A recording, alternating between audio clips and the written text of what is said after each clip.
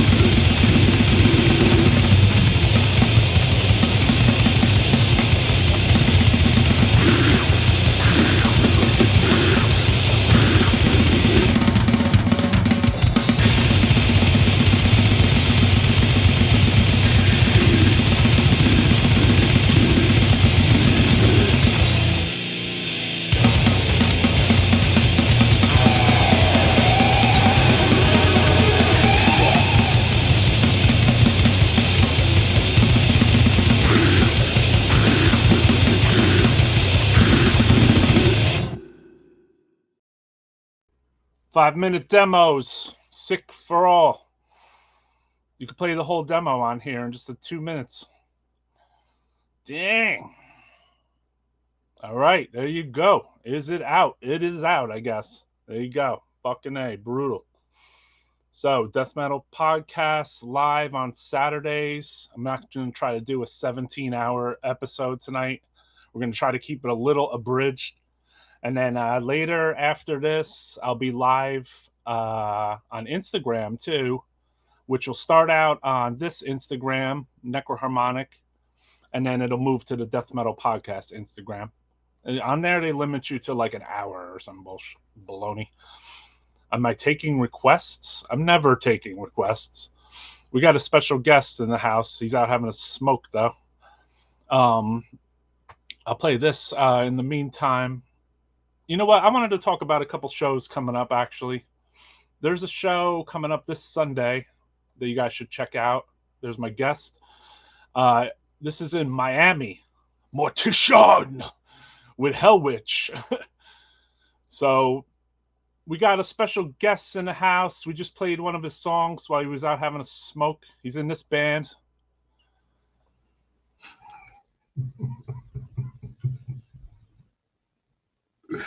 How's it going, man? This is Dany from Dead, from Germany, coming live. How's it going, Dany? I had almost some couples of beers. So, do we have any idea what time it is in Germany right now? Yeah, it's isn't it like 1 o'clock in the morning? Perfect. Yes. Yeah, 6 hours ahead. Yeah. We have some people will come on here. This is early time for us to go on, but I want to catch drunk Germans and to put them on here.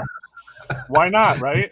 So please expect the worst. Okay, yeah. Everyone expects the worst of this show anyway, right? Chat, you guys know. So this is Dany from Dead. They played a show last weekend with Undergang, Inhume, Deiquisitor, if I'm saying that right. And this was the show right here. We live streamed this live on YouTube because my friend Andre was at the show. So he was hanging out backstage. He was hanging out he was watching the show. So we'd film like a song or so. And then we were playing this fucking live as it was going on. Yes, last Saturday. So could you, is this the first show you guys played in a while? Yes, last year we didn't play any show because of the very hard healthy issues of our drummer, Ali. We got some invitations for concerts, but I couldn't, say that okay, we can play. So we just quit for 1 year. I Understandable. also do not want to really speak about it, but um, it was a really hard, healthy issue for Oh, I'm him. sorry to hear So that. Yeah, yes, that sucks. and we are really glad that he recovered Good. as far as we can say. And with this gig last Saturday, we are looking very confident to make more music, play more gigs, and so on. So Right. yeah, Look, everything positive. I saw the pictures of the crowd and they were like raging out there, man. So, I Yeah, mean, it must feel, you playing in another country, you know what I mean? And then on top of that, yeah, and uh, so we never played in Denmark before. uh-huh. Where have you played? Germany?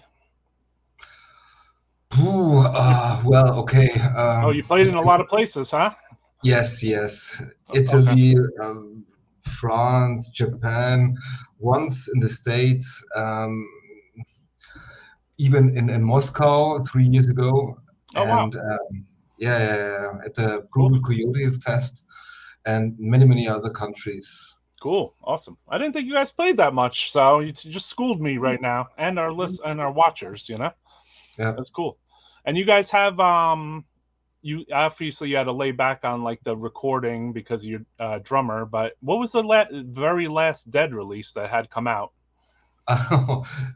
Okay, so now I feel a little bit ashamed. It was that I You don't even want shouldn't. it forever, and it's very old to be honest. But now we have lots of new songs to be recorded, and also we have some depth with Tucane Okay. because once we played in Spain. Um, 5 years ago or something, I can't remember. We really promised them to release a split with them, and Cool. besides, I also want to do a new record. And even today, after the gig in Denmark, I got some new ideas, and I even wrote a new song Oh, today, okay. Sick.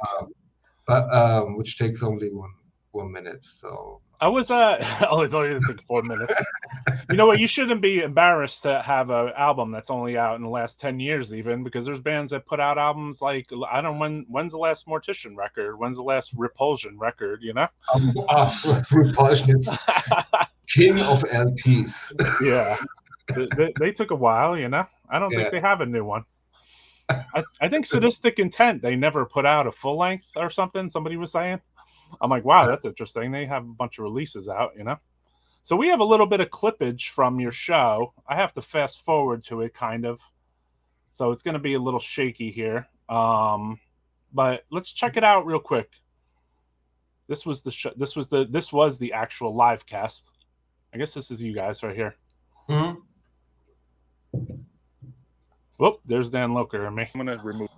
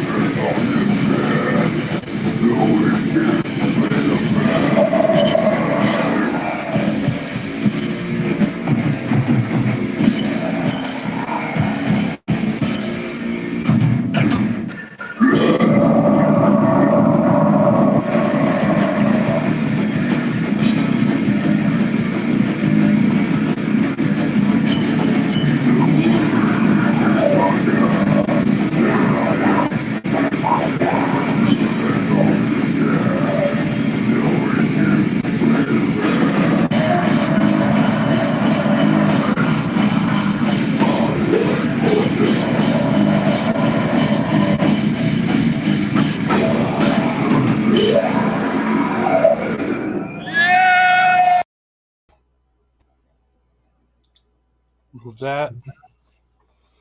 So yeah, man, crowd going wild. Yeah, Good stuff. didn't expect it so far. And you But you have a split 7-inch with Undergang, right? yes, Right. for which I'm very proud, to be honest. Awesome. Because when I saw, please let me correct you, it's not Undergang, Oh. it's Untergang. Undergang, okay.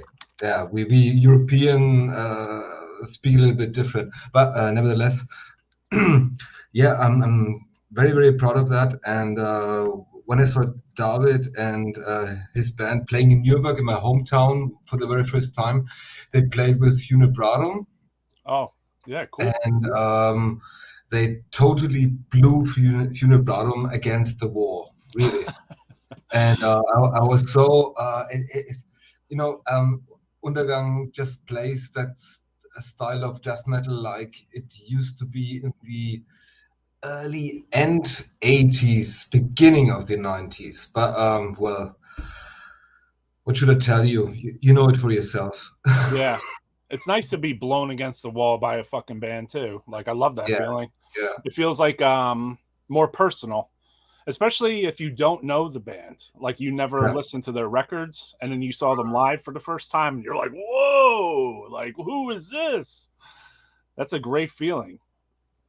So yeah, I mean, was that the deciding factor? Are you guys doing a split with them? Well, I was just conscious that our friends from Japan, from Anatomia, did know them, these guys. So I walked to David and spoke to him, and you know Anatomia, blah blah blah. And so we got in contact, and well, a Cool. few years later, I just wrote him. Uh, yeah, about doing that split, and it took many years. Oh, I okay. can also tell you a story about that. Well, Sure. we recorded it, I don't know, hundreds of years ago, and for Untergang, it took also so many years. So when it got released, I was so happy. And if you just look at that at those inlays, then you can also see when it was recorded and so on and so on. Right. And I go live with Francisco from Jamming Out All Badass all the time, and he put Mhm. out a 7-inch with your band on No Weak Shit Records back in the day. The one with Ah, the yes, Godzilla yeah, on the yeah. cover. Yeah. Yeah, so shout out to Francisco. You guys did a lot Great of guy. It's did a lot of 7-inches, which is killer because that's more underground to me and more death metal-y, you know what I mean? Yeah. I kind of appreciate bands that put out like multiple like 7-inch EPs. And then you also have a pretty epic split CD release with Regurgitate that was come out very early in your discography. Yeah. You're like, Thank Do you feel like, uh, yeah, because I guess as a musician, you feel like you progressed, and then do you feel like the stuff you do now is the best versus the stuff you did back in 1990s? yes, we even had this issue on Friday with the guys from Inhume and Undergang when we met each other at that hostel, Steelhouse. We were talking about this story, and well, all I can say is that I wasn't very satisfied with the decision of Postal Slaughter Records at that time Mm. to release a split album, whereas we put out 40 minutes and Regurgitate just delivered stuff for about 10 or 15 minutes, and Oh, wow. the sound was even worse, and it was so shitty. Yeah, and for me, our stuff, 40 minutes, it was a complete album. It stood on its own as a complete Yeah, album. Yeah, yeah, yeah. gotcha. I mean, I still think the release is cool. You know, I mean, I think a lot of people do. You know, Mm, it's a good pair. I mean, I don't even know if it's a good pairing. I guess it was, but to you at the time, yeah, Regurgitate was super noisy back then. You know, mm. a little more noisy. You didn't have Urban from Crematory in the band or any of that situation. You know what I mean? So they were pretty fucking noisy. Yeah. Where you guys were a little more structured, kind of like reminded me kind of like old Pungent Stench, and a lot of touches of the, Would that stuff make an impact on you, like Disastrous Murmur and all those bands? Oh, Ulcerous Phlegm. Oh, nice. Big heart, yes. Any other ones that like maybe no one talks about? Corpophagius? Okay, well, the Mentos, obviously. Later on, Gigi Allen, of course. But Right. the main or the most impact for me was always old Pungent Stench and, of course, Carcass. But, there were so many bands copying Carcass. There was. We had to find our own style and a closer niche, Yeah. So, which I think you did. You carved out your own sound in that space, which is good. And you guys did put out continuous good full-length albums, So like, I mean, I was following you guys when you did play in Japan or put out. I believe you did a release on Obliteration Records too. Yes, correct? Yes. Right. Two releases. Okay. Yeah. And then I remember back when you guys toured there and stuff. That was cool, Like, what is it like to play in Japan? It was gorgeous. Really, really. The audience, the people. I'm really I'm still into Japanese people. They are so polite and friendly and everything. And to play as a band in Japan is so comfortable, really. You don't need any sound check. You just need a line check, and it takes you almost or at least 3 minutes. And then the sound is absolutely perfect. Interesting. So what about the shows there? I'm told that they're held during the daytime. Was that true when you were playing there? No. Played in the evening. You played in the evening? Okay. Yeah, What band did you tour with? It was well, it was very funny because before we toured in Japan, I met Naru from Obliteration Records, Butcher ABC, and CSSO at the Obscene Extreme Festival. And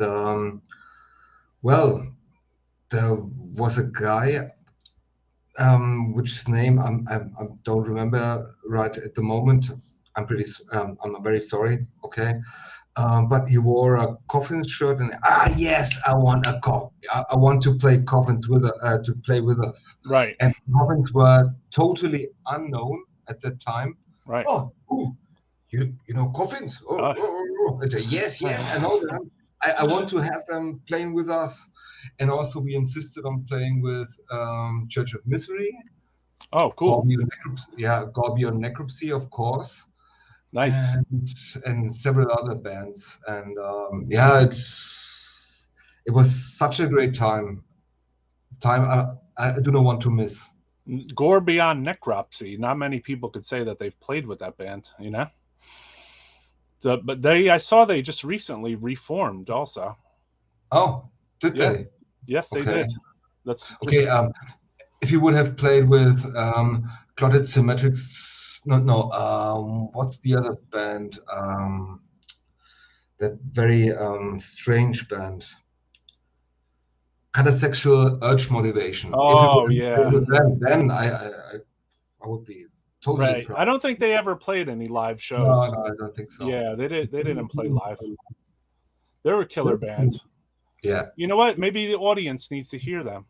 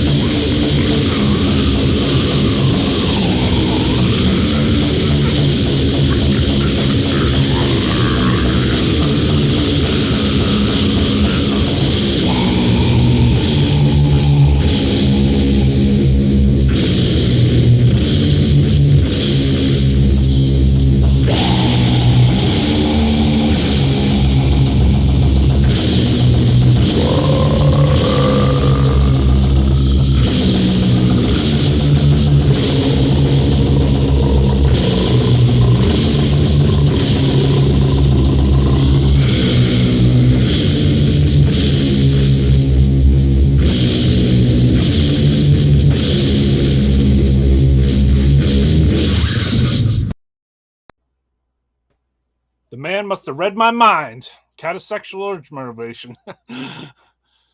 Had that on cue, like deck, like whoa. Those are cool guys, actually. They always wrote awesome letters, right? Yeah.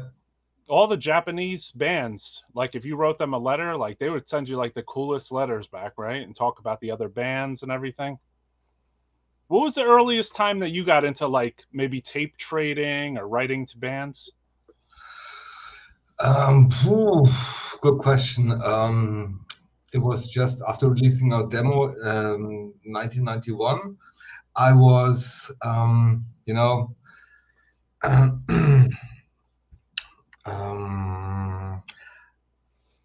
was for the section Australia, America, and so on, whereas our drummer was for UK Okay. and Scandinavia. Yeah, Okay. and One of you I guys also, wrote to me back then too. It was Uwe, and he came yeah, from America, and I took him yes. to the record store. That was cool. We were just talking about him last night on the other live stream because I remember he picked me up and he said, "Hey, I'm in Paterson, New Jersey. Is this a bad part of town?" I said, "Hell yeah, it's a bad part of town." I'm like, "I'll come pick you up, man." you know. But yeah, that was cool. I mean, we did all that through the letters, remember? Yeah. Yeah, so it was like he wrote me a letter, or I was saying on that live stream that I think I was writing to you and him at the same time, Mm. literally. So that's cool that you guys split up the. So was there one letter writer just for Germany and such because they only Yes. spoke Yeah. German well? Yeah, gotcha. Cool. And we didn't plan this interview. This just came out of nowhere. I sent you an invite. You hopped on. That was killer, man. Thank you. Yeah. Appreciate that. Thanks a lot for the invitation. Yeah, man. This is what the show is all about, too. It's like I want it to be very spontaneous. Like I don't come with any pre-formed questions. You know what I mean? I want, I don't know if you've even watched this, but, like we have, occasionally, like my friend Andre, he went to that show and he held his camera up, you know what I mean? And I recorded it live while he was there. So he picked up like a song or two of each band type thing. And then what I did is I was running like a Facebook live that day instead of running this show because this is like air traffic control on here. There'll be like additional guests and music, and I was like, yeah, I'm just gonna go live and run this old Dan Lilker interview I never showed anybody, which is very informative. It needs like its own like thing. I even think Dead need their own like separated interview. Maybe you can get some of the guys in the band to come on or something. It's very hard because, well, okay, we could do that, but I'm living in Nuremberg, whereas the other two guys are living in a town. Well, that's 100 why we do it kilometers. over this. We do it through here. It's just through the Yes, phone. we can do that. Yeah. We don't have to be in the same room. Come on. Man. If I you know. want to play live on here, you could do that. I'm old school. Pardon me. Yeah. If you want to play live on here, you could do that, though. I mean, and Bomber did that on here. They played live and did an interview, which I thought was the coolest fucking thing ever. I love him, Bomber. Yeah. So yeah, that was your first delve down the whole like tape trading, sending cassettes around the world. 91. What about before that though? You weren't into like thrash metal and all that stuff? Absolutely, totally. Yeah. At the Juaba interview, I also informed that my very first live gig was Metallica playing with Queensryche in the end of the 80s. Right. It was the Justice for All tour. I still remember it, and the audience, they just threw the plastic bottles against Queensryche because Metallica was so fucking hard, and get rid of them, blah blah blah. Oh. And nowadays I just, if I just think about it, Queensryche just kicked ass, really. I'm a totally Queensryche fan right now. Right, I gotcha. And you think back to that time, were you throwing bottles too? Pardon? Were you throwing the plastic bottles as well? No, no, no, no. I was drinking them. I was drinking them. You were feeling them at that time too. Yeah. I noticed music tastes can progress over time because I didn't like Alice in Chains, I didn't like Soundgarden, those bands. But as Mhm. time went on, then I started to like them, you know? Yeah, yeah, So, you know, like back when those first bands came out, I was like, yo, fuck this shit. I don't listen to this, you know? Mhm. I'm listening to Mortician at this stage, you know? So, you know, then but now it's like I like that stuff a lot, you know, and it's like, damn, I don't, you know, not as much as Mortician, obviously, but yeah. yeah.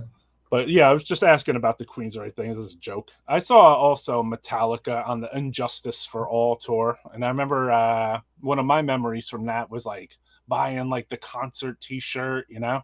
And Mm. at the time, I think it was like $25 or $20, and this was like in 1989, I guess, or 88. And I was like, wow, that is so much money. I can't believe Yeah, it's twenty yeah, five yeah. dollars. At the time, it was very expensive. Yeah, and I bought a tour program back then when they sold those things. It was like a tour program where it was just a large glossy photo book with pictures of the band. I'm like, damn, I'm like, I don't even want this. I want another shirt that I could wear to school, you know? Mm. I felt stupid afterwards. Roy, do you like Hootie and the Blowfish? No, thank you.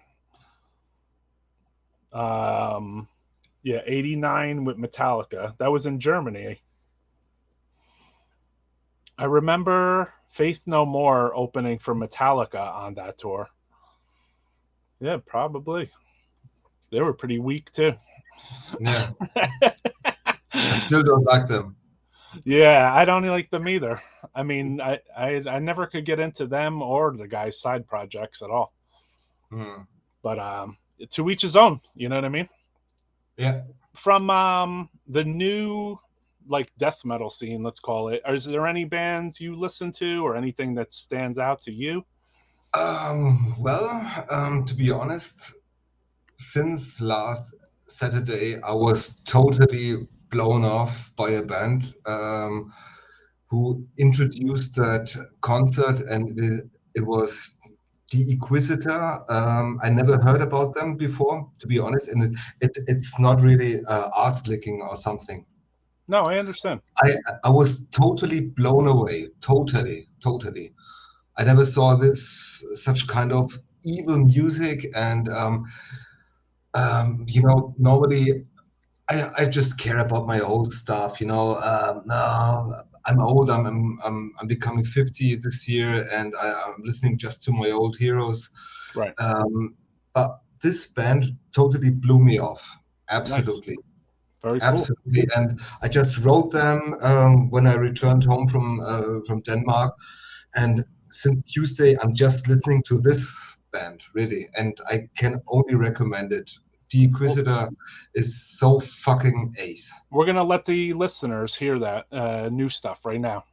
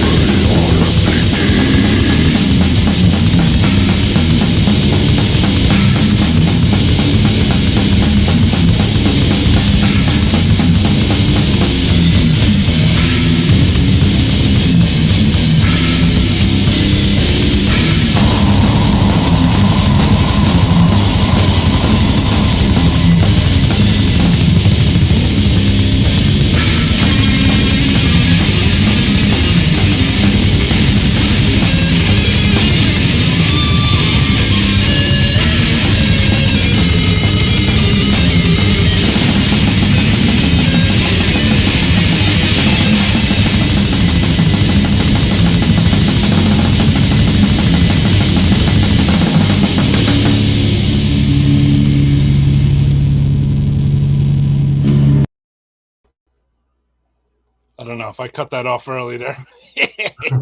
That happens sometimes. I thought they were at the break. So yeah, that was what an album! What an album! Really, it's so blasting and yeah, really in your face. Good production. Yeah. Also released on David from Undergang's record label, Extremely Rotten Productions, and this is their website actually. If you guys want to check it out or buy it or whatever, go buy that release. Buy it. Physical media. I mean, you could stream it too or listen to it on YouTube. I'm sure every bit is good, but support the bands, support them directly, support the record labels who, put a lot of energy into promoting these bands. I got another clip of them too, but we should talk to Dany more about Dead and some of their other albums. You got any favorite album from you guys? You got a favorite as far as like studio experience was good, etc. From us? Yeah, from Dead. Yeah. To be honest, the last one is the best one, I think. So, yeah. Cool. Well, what about have you recorded at the same studio multiple times, or you have done albums at different? Yeah. Okay. We did the split LP with Regurgitate, then the You Never Know Pleasure. Right. And also the VIP and several 7 inches at the same all studio. At the same spot. Yeah, but they all sound different. They do. I noticed that. Yeah, that's why I just asked. It sounds like you guys recorded at like 5 different spots. Yeah. And I always insist on it because, if you just think about Deicide albums, for example, they always sound the same. And I do not want that. I understand. If you listen to an album, I just wanted to say, this is obviously this one, Right. And more by the playing of the guitar player and the sound. And obviously, if they have a very distinctive guitar player and his distinctive certain sound and playing style, it doesn't matter what the sound of the record sounds like, you want to hear the best of it. I think when it comes to a band like a Deicide, they rely too heavily on the double bass drum, fake double bass drum crap going across the entire song. Yeah. I mean, I haven't listened to them since the early days, so I can't be the judger of Deicide's discography, So, but I remember the first album was just all double bass drums. Nevertheless, any band who recorded at the Morris Sound Studios, they nearly sound the same, and for me, it's too boring, Right. Was there any other bands that recorded at? Is there any other bands that recorded at the same studio you record at, like older bands, like Sodom or somebody? Well, no. But, we recorded at the studio. I do not know if you know this band. I can hardly imagine. It was that band, Blue Manor Haze. Bloom and Haze? No, Blue Manor Haze. No, I don't know that one. Okay. So then, yeah. Okay, in Germany, it was a very famous band, and we also recorded at the same studio, but had a different sound, obviously. Yeah. In Germany, I noticed, like with the guys from Gut, they had the Pyogenesis, and then that went into its own direction too, of a more like pop thing. You know what I mean? Oh, then on the side, obviously doing Gut. Long story. Yeah. Yeah, long story. I had my quarrels with them. Oh, okay. Really. Interesting. But especially only with one guy. Okay. Runs Pyogenesis. Right. Oh, I had my quarrels with one of the guys from Pyogenesis as well. That's interesting. And he's still in Pyogenesis. He's not the other guy. It's very interesting. Does his name begin with a T? No, that's I know him. F. Yeah. F. Yeah. It's the same guy. Yeah. Yeah. So yeah, interesting. Isn't it? Yeah, exactly. It's always the same guys. Yeah. They're Gut, Dead, Muco Purulent. Like these bands were all super important to me as like a grindcore and gore grind fan. Like death metal kind of breaching levels of really gory sounding, like a specific. I want to say it's a German sound, but there's obviously each band does sound different than each other. You know what I mean? Like Yeah. Miko Purulent sounds one way, Gut sounds one way, Cock and Ball Torture sounds one way, Dead sounds one way. You know what I mean? So each band has their own sound, but at the same time, that whole like those bands and that German like sound, let's call it, of gore death metal, one of my fucking favorites, man. I mean, I was Yeah. all over listening to that stuff from day one and just loving it.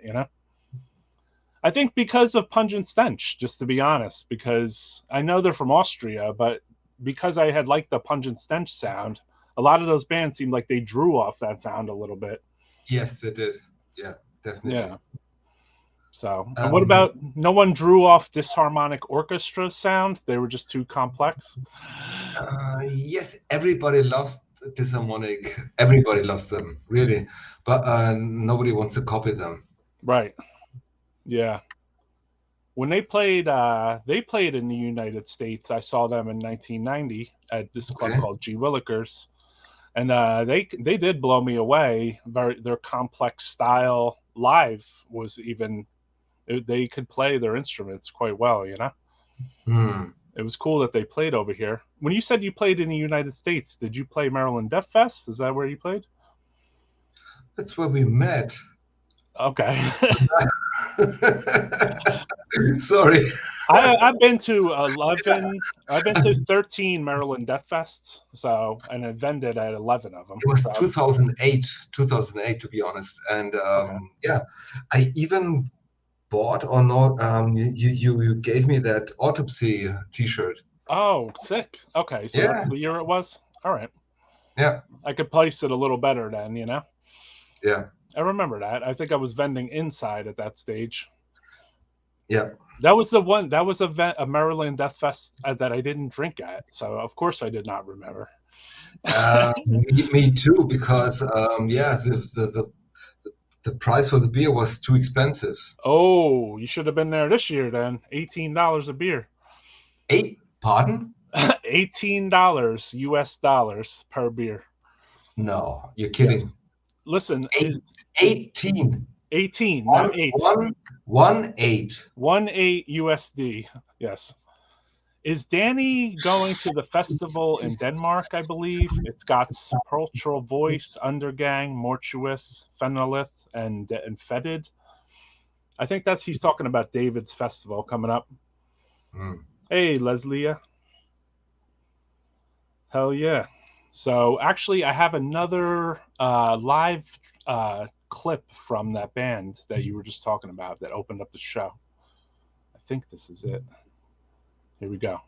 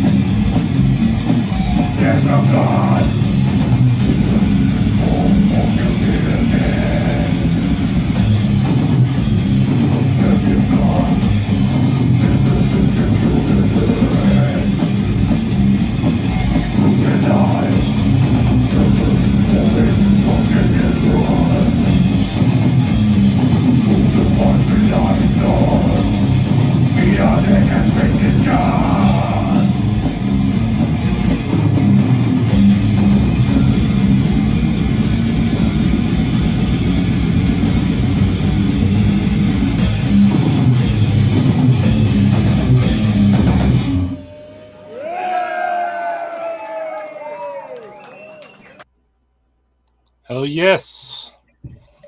We had another live track from them. That was the same band, right? Yeah. In the meantime, I'm just filling my tankard. So Yeah, please sure. I was filling mine. I was drinking my okay. Aguala water. And please pardon my, You gotta no. I like how it full reflects off over. your. I like how the purple reflects off your glasses. It Yeah, actually makes you look more I'm a brutal. Prince fan, Purple Rain. Yeah, Purple Everything's Rain. purple. Sick riffs. Yeah, that stuff had really sick riffs. I'm glad And I don't drink anymore. it was also very funny when I spoke to these guys from Deiquisitor. I just told them, well, it just reminds me of nuclear death, Right. totally. And the bassist said to me, well, you're the very first guy who said that, the correct thing, because usually we're just compared with, immolation, incantation, blah, blah, blah, which is Right. very, yeah. And we said, no, I just compare a little bit with nuclear death because of that, these disharmonic riffs. Right. Yeah. They do have. They remind me of Nuclear Death too, especially the later Nuclear Death albums. Yeah. Which that I think the All Things Great and Eaten album. That's an Mhm. amazing record. The recording Yeah. style on I it. totally admire them. Yeah, I know Chris Reifert from Autopsy also played on that one a little bit. Yeah. So yeah, but they had a really interesting, unique recording style on that one compared to like a Bride of Insect, which is very like noisy and just Yeah. yeah. They're a piece of work as well. I got to see them also around the same time as this harmonic orchestra. When they had like a dead, not it wasn't dead. It was like a baby dolls on nooses and stuff, like hanging off the stage or whatever while they were playing. And Lori Bravo was like covered in blood and shit. Mm. So it was pretty interesting experience as far as like audibly and like visually. You know what I mean? Real Yeah. fucking sick. Patiently waiting for an American distro to get the new Deiquisitor. Cool. Necroharmonic introduced me to Mucopurulent. Good stuff. Fuck yeah, brother.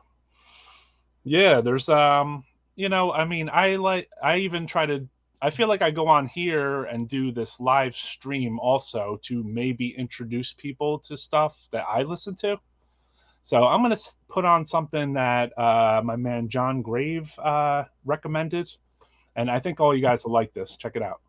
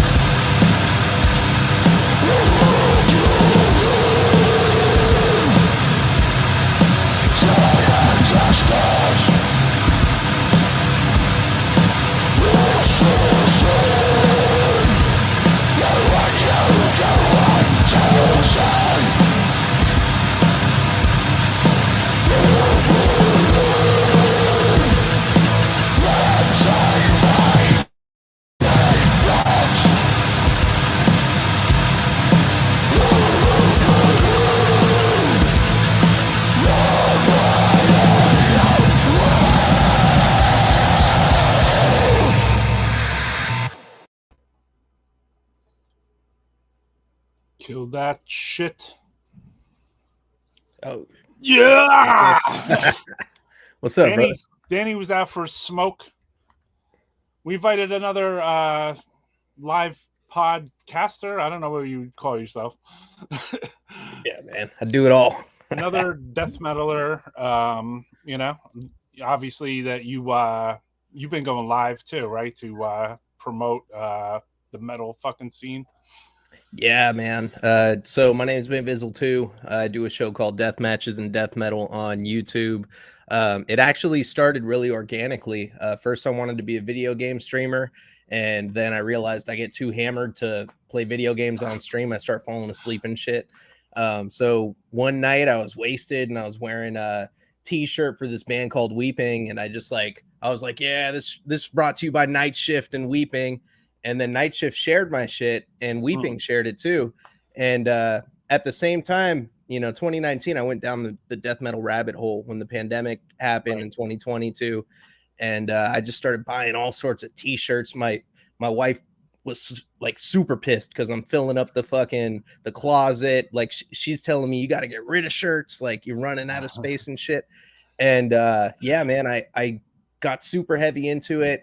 And then that happened that night, and I was watching a lot of interviews like on Instagram Live and shit, Rigs of Death Metal, and all the different guys that do those shows. And I remember one day I was watching, it was like Mishka doing a death metal interview, and like the interviewer wasn't really prepared, and Trevor Sternad was in there, and I just started asking questions to Trevor, and Trevor was like answering more of my questions than he was to the interviewer. And I was like, shit, man, I want to do this. And hit up Weeping because they shared me. We did our first impromptu, it was like what I call it is death matches and death metal, because I focus on death match wrestling, because I also went down that rabbit hole too at the same time. And yeah, man, it started super organically, made really, really good friends. Like I didn't realize like how close friendships I could have until I got into this community, man, because people are just so cool, Weren't you and I on the same live thing on Mike from Werflurch's Instagram one time? Yep. Yeah. I remember that.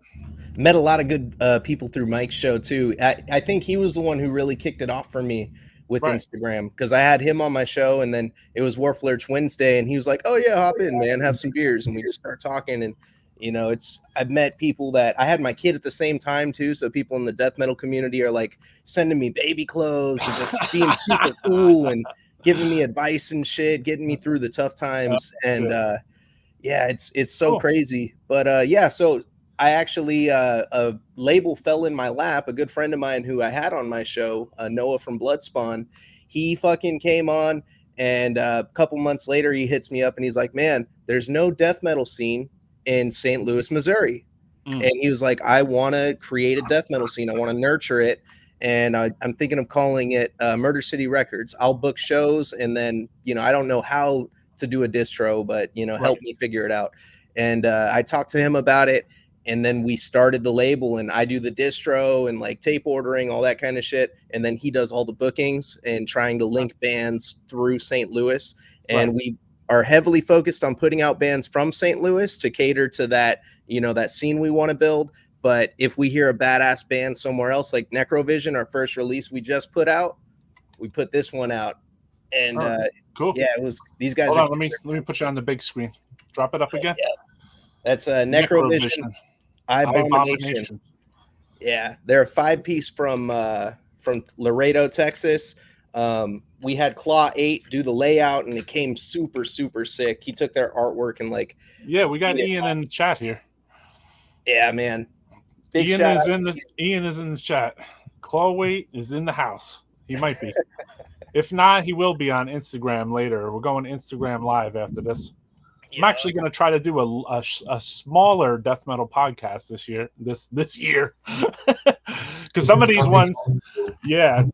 There's been a time, Dany, when I was on here with Takashi from Anatomia, and then like I literally spanned like 3 continents. There's my man right there. Yeah.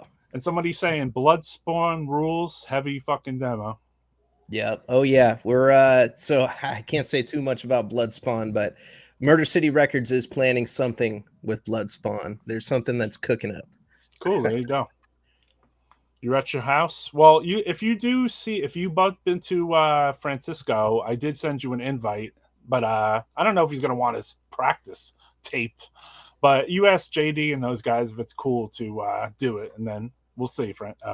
Fraser Dawson, because my man's band is they had a tape coming out.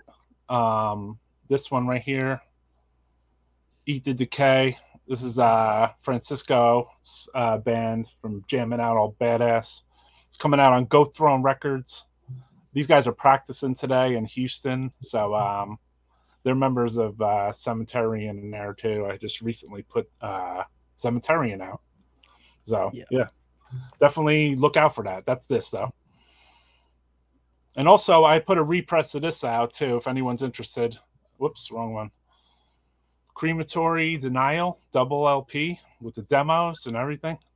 The Denial and an unreleased track. Buy it. Classic. Dany knows. How long was that in the works? I know vinyl was backed up for a while. That's old actually. It was like in a strain, like in a. It was made already. It was made as a gatefold with like inserts, this and that, and then.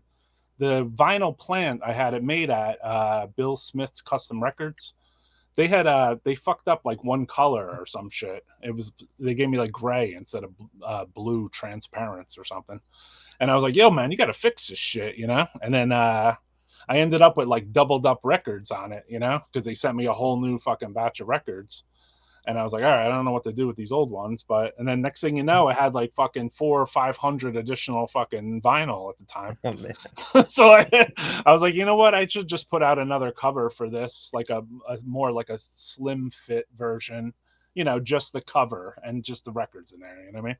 Instead of like the gatefold with all the fold outs and the flyers. And it was like a pretty fucking deluxe, hand numbered and the color of the vinyl and shit. It's a pretty crazy release I had done. So yeah, you need both of those. Sick. Tonight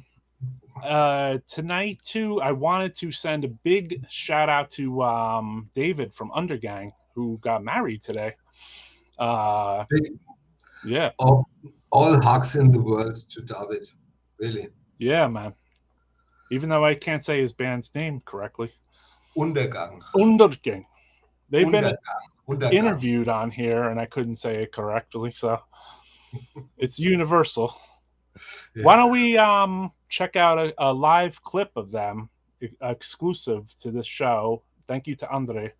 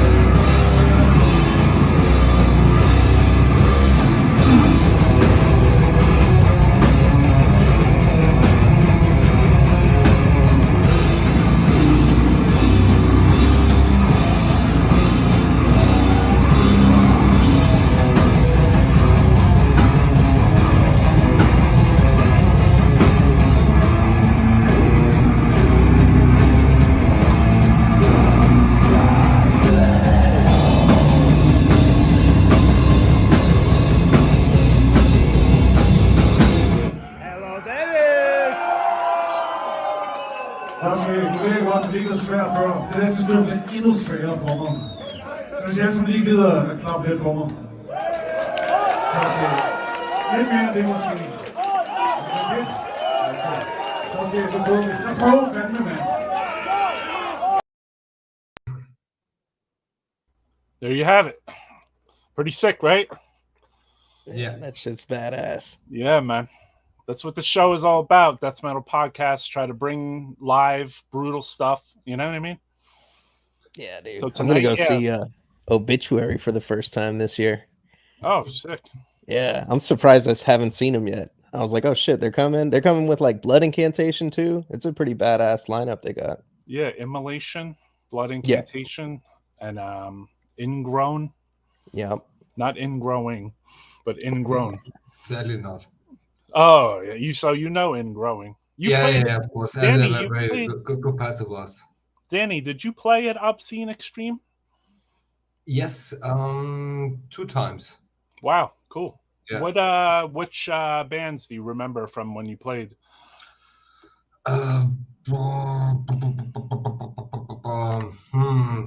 There were so many bands I just remember. The best thing about it is just, being backstage and speaking with all these guys from all your heroes. Well, you don't count on these bands you see on stage, to be honest. You just be in the backstage room, and then you meet each other, speak with each other. I also met Dany at that time for the very first time. Cool. Then we played together when he was still in Brutal Truth in the Netherlands. We played together, and then after that we played at the Maryland Death Fest, and it was always nice to see him again, but didn't remember us. Yeah, well, Dan Lilker, I mean, he got around, Yeah. He really got around. I mean, yes. I remember the first time I saw Dan Lilker at a show, which was back in at the time, I mean, literally Nuclear Assault record was out. He was always my hero. Yeah. Always. For some reason, he has some fucking omnipresence just because he's Dan Lilker, you know what I mean? Maybe because he's the biggest guy in the band,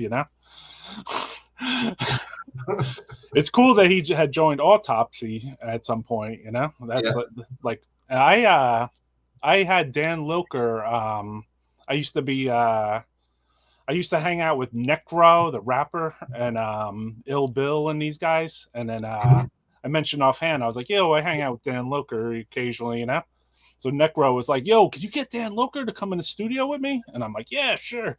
And he did. And then we all met in the studio, and they recorded it felt like Dan was playing like March of the SOD, and they were recording it so they could resample it, put some hip hop drums over it, That's but crazy. then they had a video, and it was with Obituary, and I was at that too. So 2 guys from Obituary came to Necro's studio, and then they filmed like a video and stuff. It was pretty brutal, And the guy from Slipknot was on there too, the DJ or whatever. Sid Wilson. Yeah. So it was I don't remember the name of the song, but it was cool because it was just cool for me because I was a fan of Necro, and then I unintentionally somehow got Dany a job, you know what I mean? Because they paid him, and they had weed ready for him and everything. So they had it hooked up pretty nice. So it was cool. That's crazy. That's right. Necro had a lot of really death metal-ish art done. Yeah. Who did his art? There was a very prolific artist, I think. Ed Repka. Yeah, that's crazy. Like in the hip hop world, seeing that, Yeah. Mavizzle, your little homie, wants to at the door. Oh yeah, that's Snake Dog, man. He's all over the place. He got separation anxiety, so he's always trying to. Blood Incantation and Immolation would be awesome, but I have to miss them because in Arizona I'm going to see Phophobolic and Frozen Soul, which would be near me. Understandable, brother. Understandable. I mean, especially, something you might see more than once versus something you might only see once, right? Yeah, I'm actually going to that show too, 5 days right before. I had to forego watching Autopsy this year at Maryland Death Fest to go watch. I've seen Autopsy. Okay, I've seen Autopsy about 6 times, Oh, but I had to forego seeing Autopsy because I wanted to see Malignant Altar. And they were playing like in a completely different stage, different room, different club, like what felt like 10 miles away at Maryland Death Fest, but it was probably like a mile away.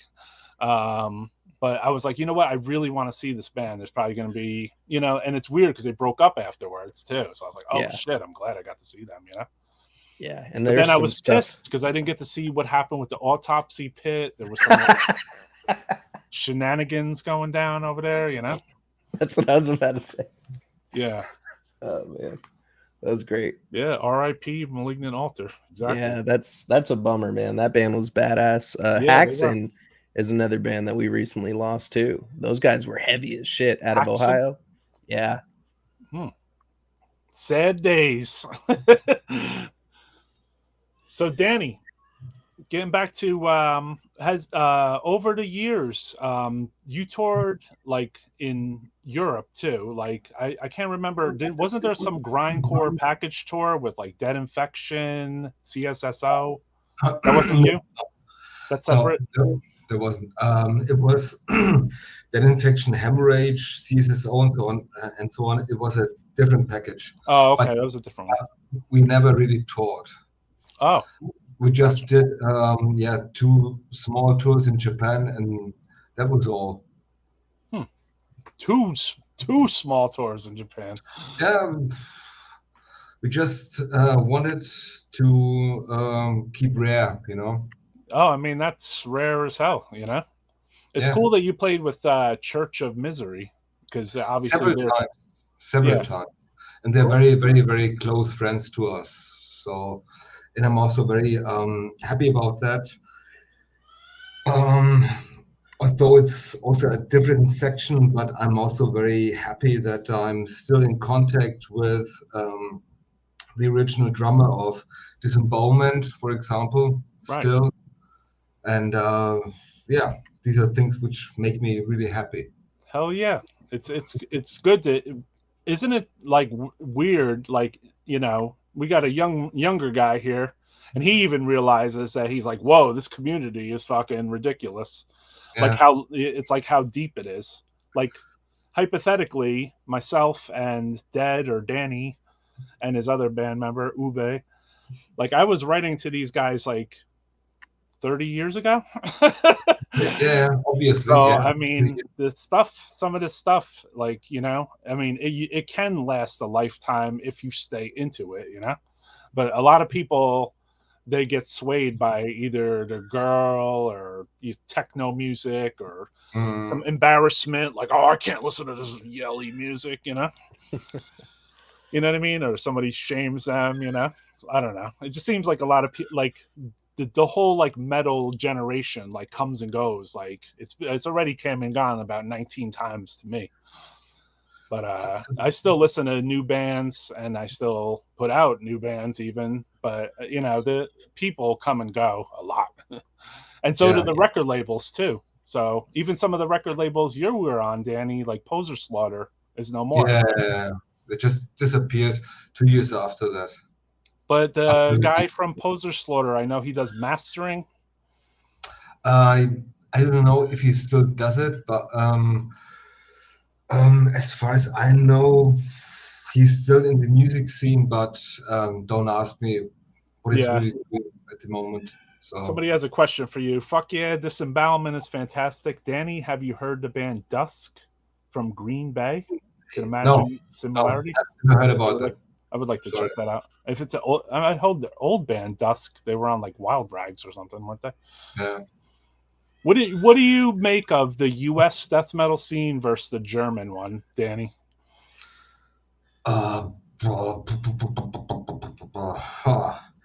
There's so many. That's a deep question, dude. Yes. I think German death metal is really better than the US style. Really. If I just think about Mark, high. Pain Eater. I right. love them. I love them. Right. Totally admire.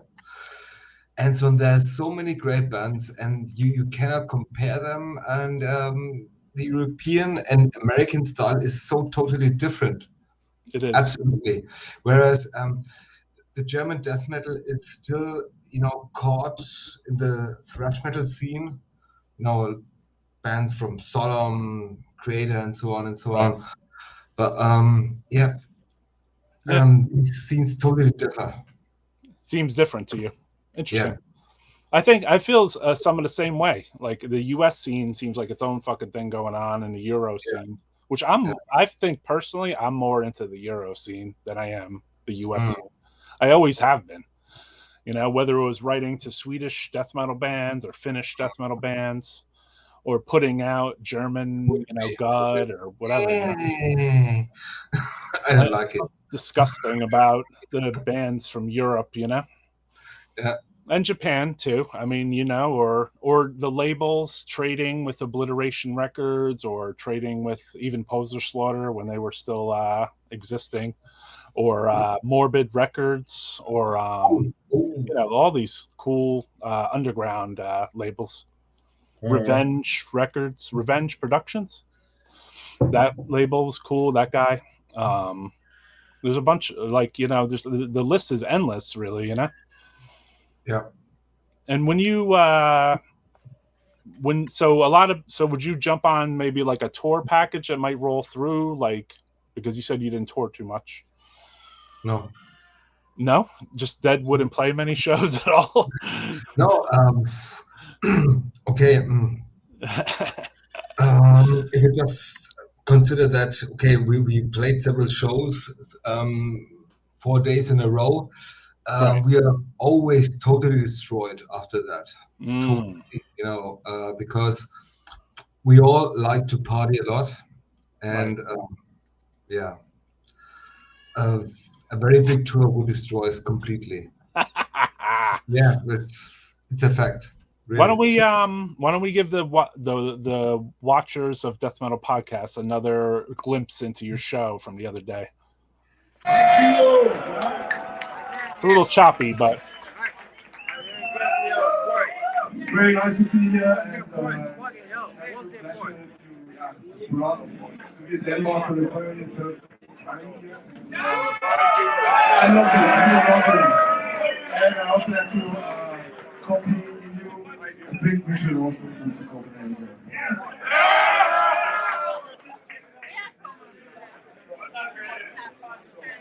Yeah, so no good, guys. Sounds good, brother. Sounds good. Thank you, bro.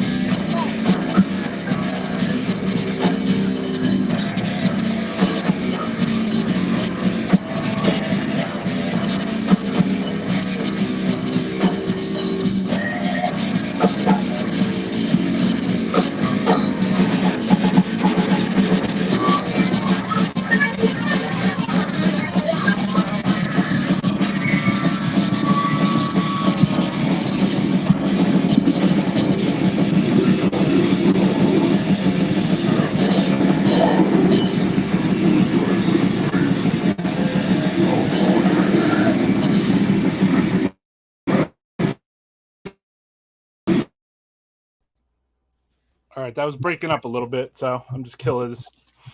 I think the you guys song got was the so point. bad. The song was so bad. Yeah, it wasn't as good as earlier one I played, obviously. Some of the videos we got from some of the videos you get inside either a club or you get from someone's phone or you even at a rehearsal. The phone itself can't handle the heaviness of the death metal, basically. Yeah. So you'll hear the talking in between kind of pretty good, you know? But as soon as the bass and the heaviness hits the phone, it doesn't matter what fucking brand it is. It usually doesn't translate well. Even the sound technician, when we made the sound check, told us, "You're so loud. Sorry, you're the loudest band." Okay. You're like, sorry, we're the fucking loudest band, motherfucker, you know? Yeah. Hey, I had bust this out to say what's up to Francisco, too. Old 7-inch that you guys put out with him, which I still have in my collection. Very, very nice. Orgasm through sleazy vibes. Yes. And this is an amazing cover. This reminds me of some Pain Eater shit right here, except with yes, indeed. Yeah. And I got the test press actually. Oh, wow! Lucky you. Yeah, rare shit. Shout out to Francisco. No weak shit. Bring that back. Wouldn't that be a sight to see? You know, just take a step out and there are two giant dinosaurs doing that. Like, oh shit! This is a killer cover, Dany. I have to say, man. I love it. I don't know where you guys came with your artwork ideas. Every release that you guys came out with was even like the levels of like perversity. Like, what's up with the Germans? They're just perverse creatures, or what? Well, if you just think about the 70s, we had lots of educating movies, you know. Right. Did you see it? One of them? They would eat like a certain thing there. They were known for that, right?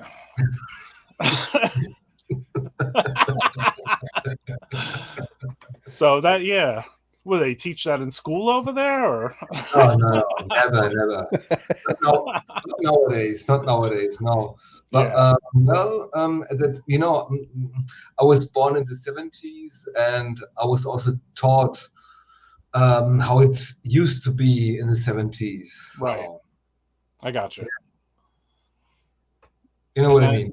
Yeah, definitely. Are you I mean, now you said since this gig you've been on fire basically. You wrote a song like recently, even like today or yesterday.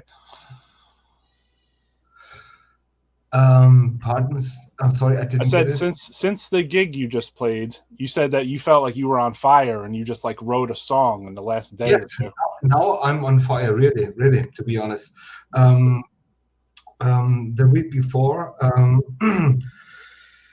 well, when we had these crises with Corona and stuff, I really, to be honest, and please, my band members, if they will see it, I really wanted to quit.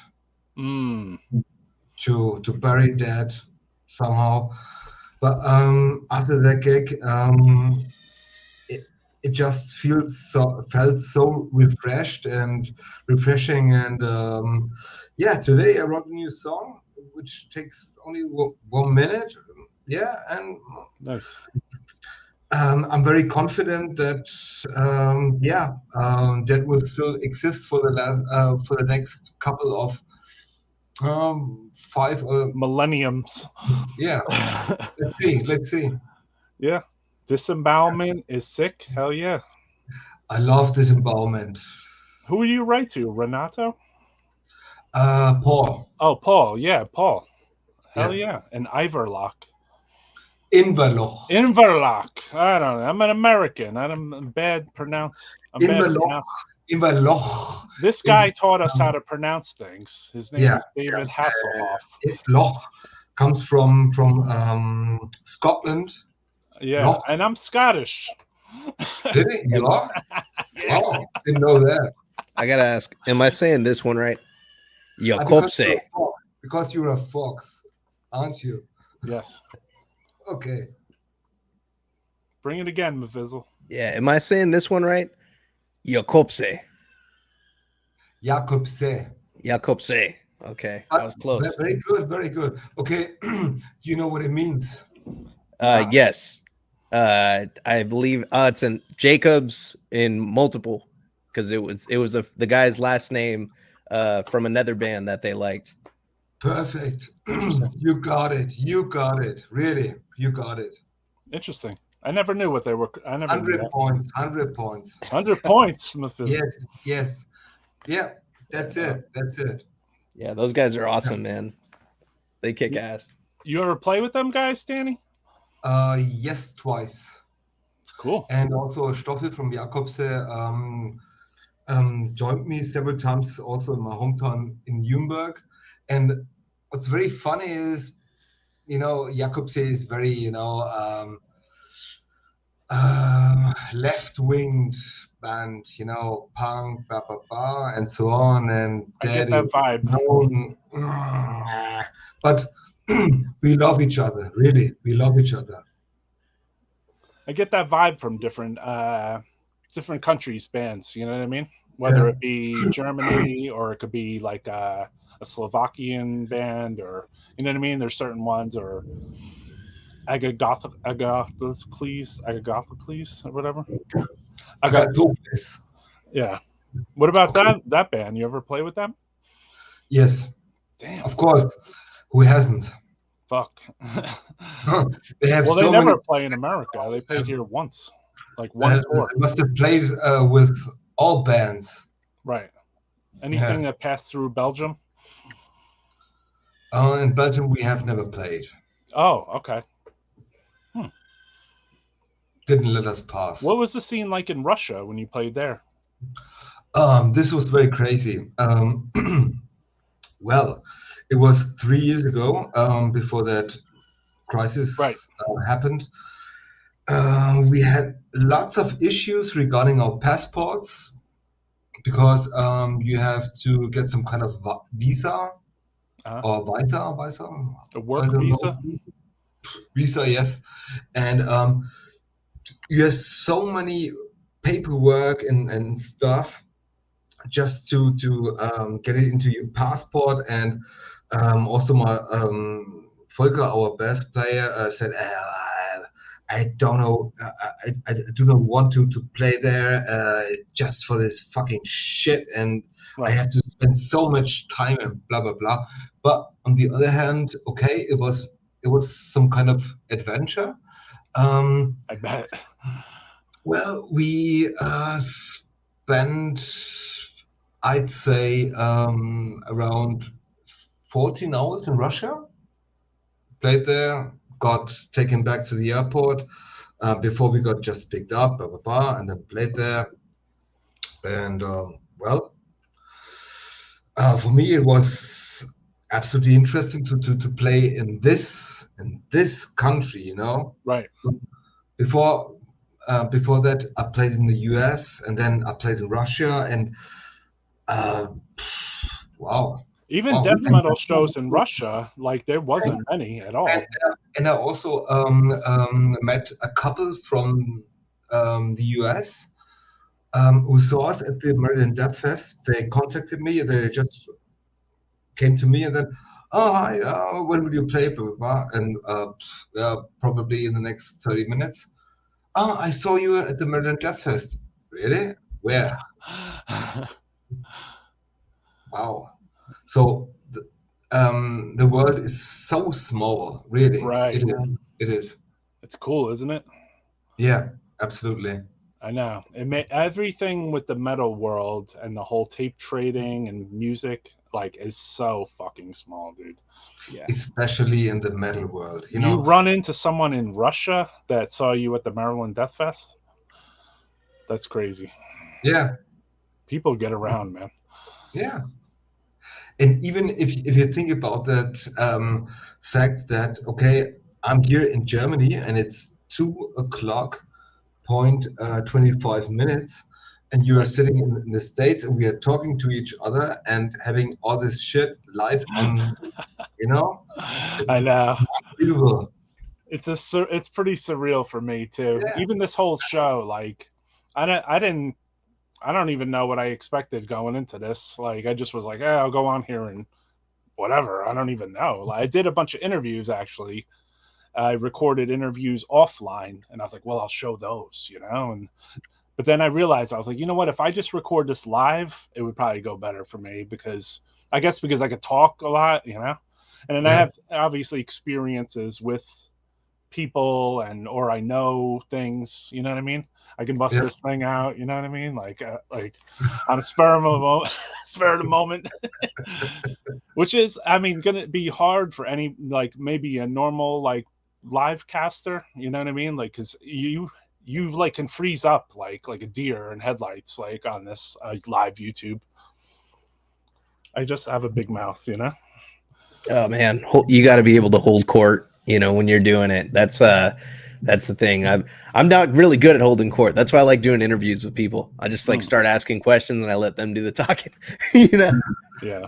Well, you got one up because your sound is good. So I mean, your visuals. The sound is really good, really good, real good sound. Wow. This is my recording mic. So I was actually a musician before I started doing all of this. I was doing hip hop for about 6 years. Oh. And yeah, man, I used to do shows all over the place. I tried to blend like the screaming with hip hop, like. So may I ask you a question? Yeah. What's your favorite hip hop album? Favorite hip hop album of all time? Man, that's difficult one to answer. I would probably say off the top of my head,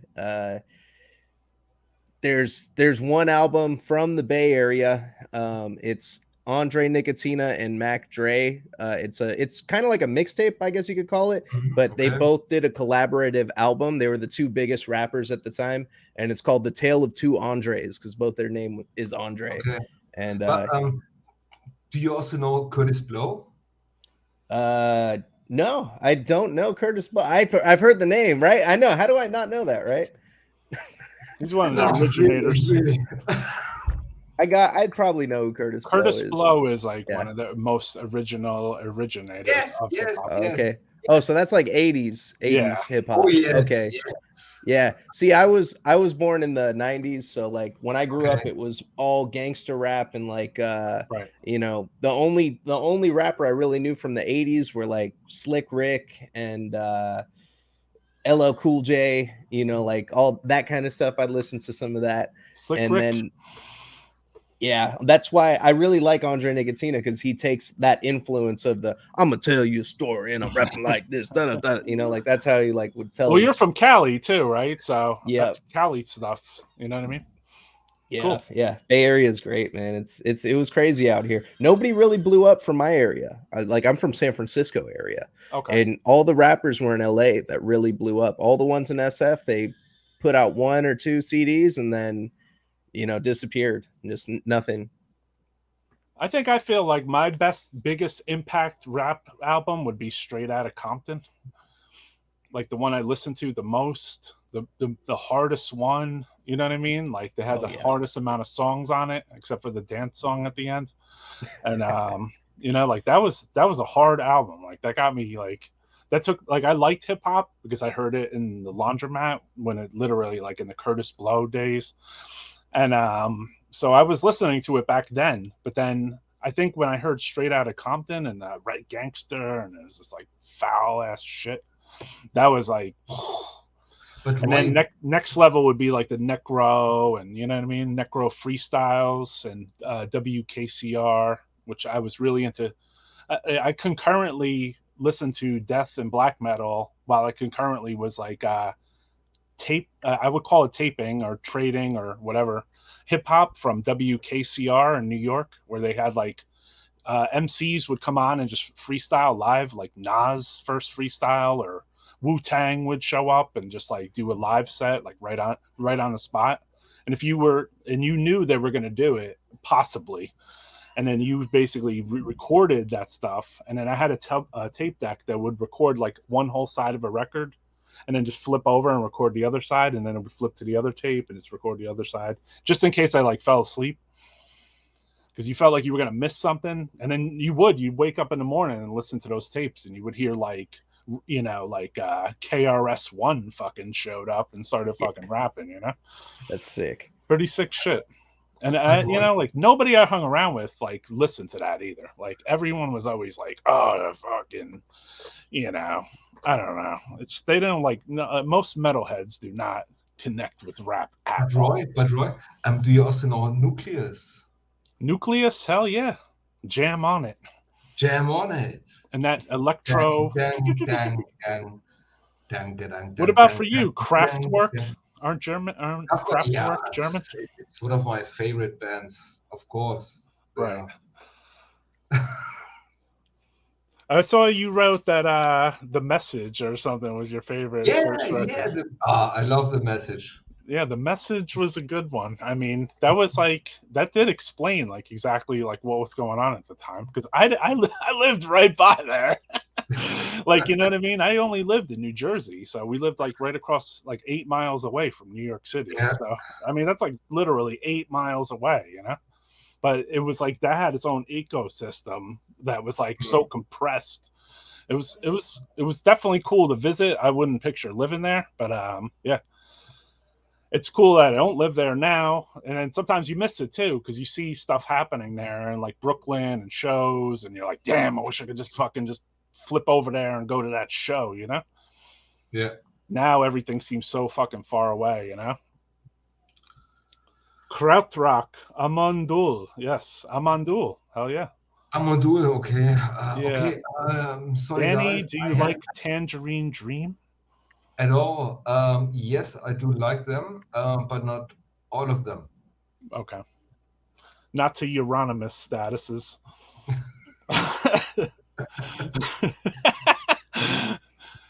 So listen, I got something else to play from this show. I'm gonna have to move into it just a little bit. I put this in the title, so that's why I want to show it. When Andre was at the show, he was backstage with a member from INHUME. So I had asked a few questions for Death Metal Podcast. So I have to find it though. So just give me a split second. Let's see here. Dan Loker. Oh, right about. There we go. Man, of course the rules. I mean, there's no one band which does not rule in the underground scene in Copenhagen. It's cool that we could do this too, right? And it's in real time, you know. I have the promo from you, but not the album. You have the album? I will buy it directly. Okay. So we'll do our best. Super sick. Thanks a lot. It's great doing it. So yeah. You too. You guys Keep got up the new good stuff work. coming out? New stuff coming out? We're planning. We have to record still. We're writing songs. Not in the near future. It might still be a year or so when a new album's coming out. Okay. So we'll do our best. Cool. Like always, the guys. Like always. You're doing your best now. Fuck yeah. Sorry, what? You're doing your best now because you're on here. Yeah, thank you. We are. I'm sweating balls out here. Yeah. How was the show? A lot of headbangers? Oh, yeah. The crowd was amazing. I love this city. They're so friendly, such lovely people. Everyone just enjoys themselves, and it's great being here. Cool. Copenhagen kills. Yeah, Copenhagen kills. Absolutely. So, yeah. Anything? Did you guys play any new songs tonight, or? No, not really. We love playing the old songs. Like we just realized that next year we are going to be around for 30 years, and we like to still do the stuff of the first demos. Oh, cool. And yeah, the older the better. That's why I always say. Yeah, me too. I like the nasty ass demos. Yeah, you do. They are nasty. I love it still, but we always make a mix of. We play a few songs of every album. Okay. So it's always old and new mixed.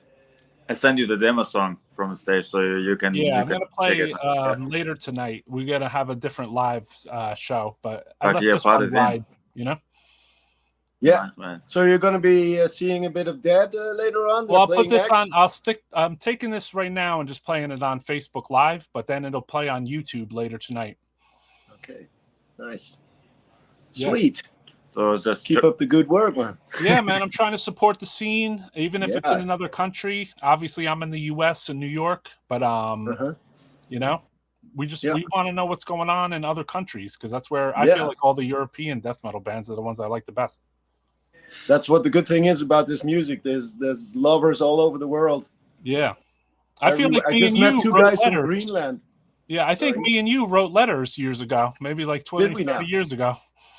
Oh, that's very well possible. Yeah. Yeah. I can't remember. Yeah, yeah. Yeah, we used to do that a lot. Letters are a bit has been now, eh? Yeah, it's been a while. Now we do Been a long podcasts. time. Now we send a message real quick. Yeah, it is real quick. That's better. Doesn't take 3 weeks for a letter to arrive. Yeah. Doesn't take like 2 months to figure out a new Carcass album No. came out. Exactly. A lot of stuff happens in 2 months. Yeah. So you guys playing additional shows after this? No, we just flew in for this one show, Mm. and it hasn't been for nothing. So it's been amazing here. That's Flying back home tomorrow. Yeah, it's just great. There's no words to explain. It's just everything's just fantastic here. The lineup I love is it. very bang, with Dead from Germany, and every band is sick. Yeah. Undergang, can't wait to see him. Really nice guys. The guys from Dead are really nice.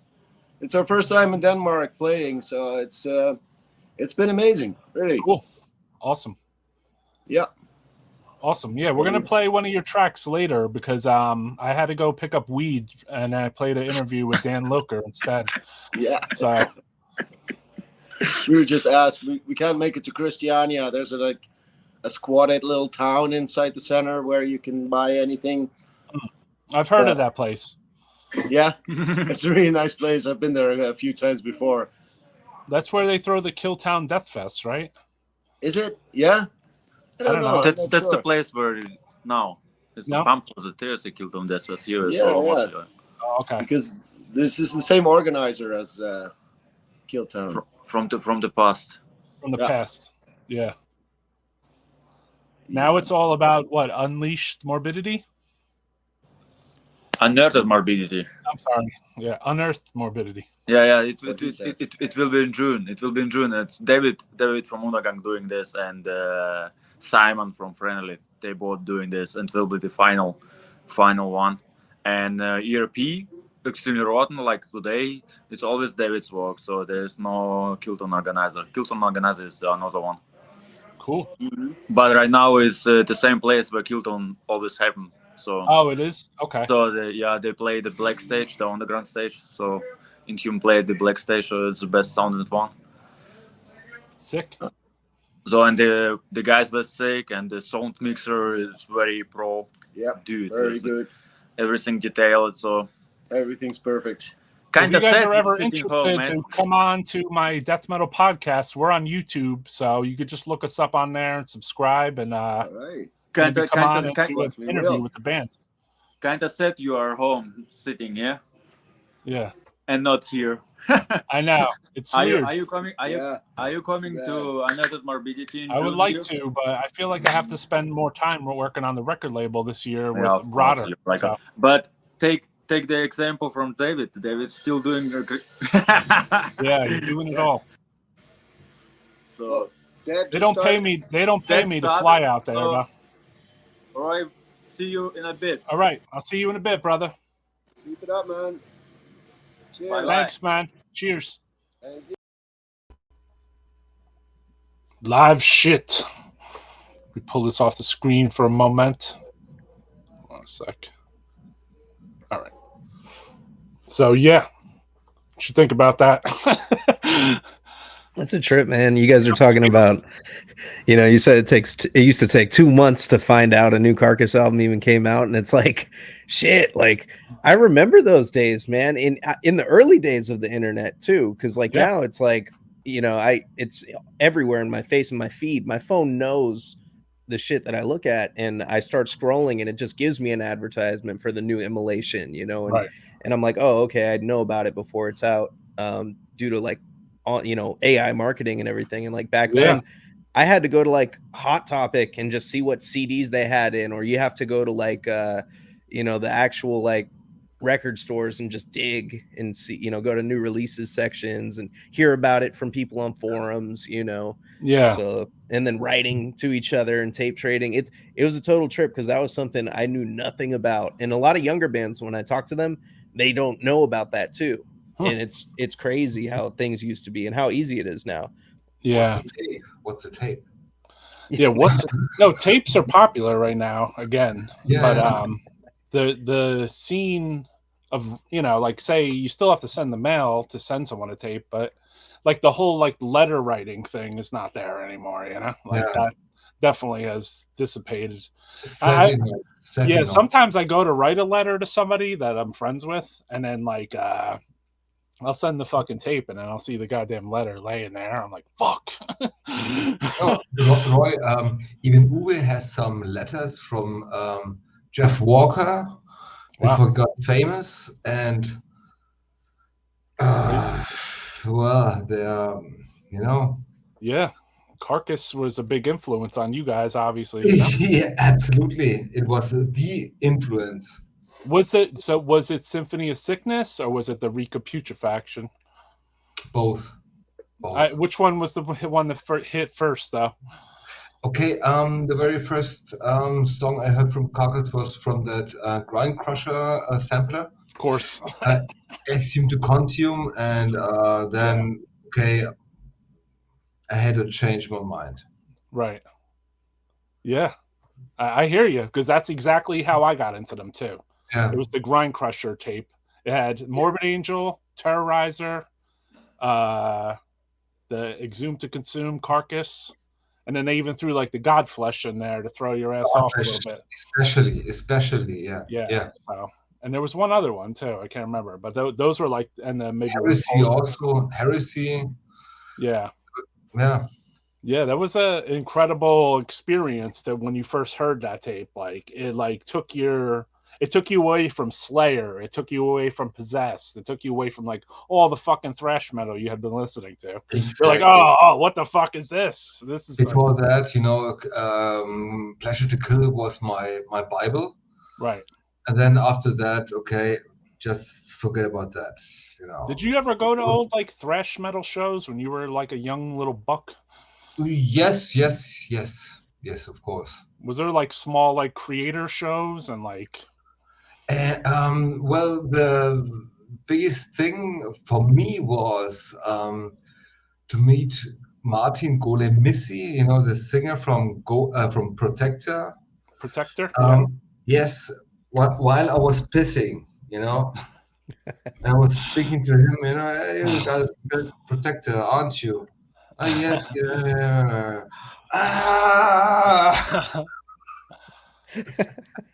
That's funny. And so on. Yeah, I had a similar situation. I was taking a piss at a Slayer show, and I heard someone from behind me say "incantation," and I turned around, and it was Tom Araya and the other, and Jeff Hanneman. They were going to take a piss, and I was like, "Yeah, incantation. You heard him? You know?" And I just like left very quickly because I was like, "I am not talking to these guys while they piss, dude." You know? It just made me laugh because I had told McEntee like a week or two later. I was like, "Yeah, I was at the Slayer show, and Tom Araya came up behind me when I was pissing and said incantation out loud." You know? Just made me laugh. You know? Should have spun around and said, "Hey, sign my wang." And I just did. I felt awkward because I was like, I saw them to go piss, and I'm like, you know what? Like my man conduct standard says to leave the guy alone. Basically, don't bug anyone in the back. Like he's fucking taking a piss, dude. Like it's cool that he tried to talk to me, but it just made me laugh that, you know, they have that song too where he says incantation in the song, you know, which was on one of the early albums, I believe, the first album.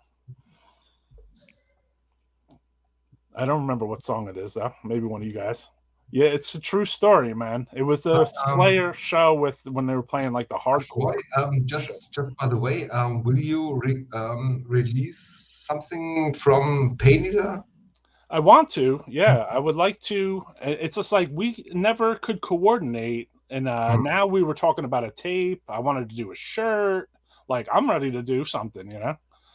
I love Pain Eater. They did release. Me too. they released stuff as a vinyl of their demos and some additional material. But then there was also 2 CDs full of stuff, which they called Abomination Trials or something. Part 1 and Part 2 with all the Pain Eater stuff. Okay. So yeah, and I can't even get my fingers on that thing now. It was like some kind of like made to order type thing, or I don't even fucking know. I have to ask Mark to. Yeah, just Mark to gives me a give him- call. Yeah, Mark calls me on the telephone sometimes, and we'll talk for like 3 hours. He works at an airport, and you know, he'll start the conversation. We'll just talk about like Massacre or like some old death metal shit, you know.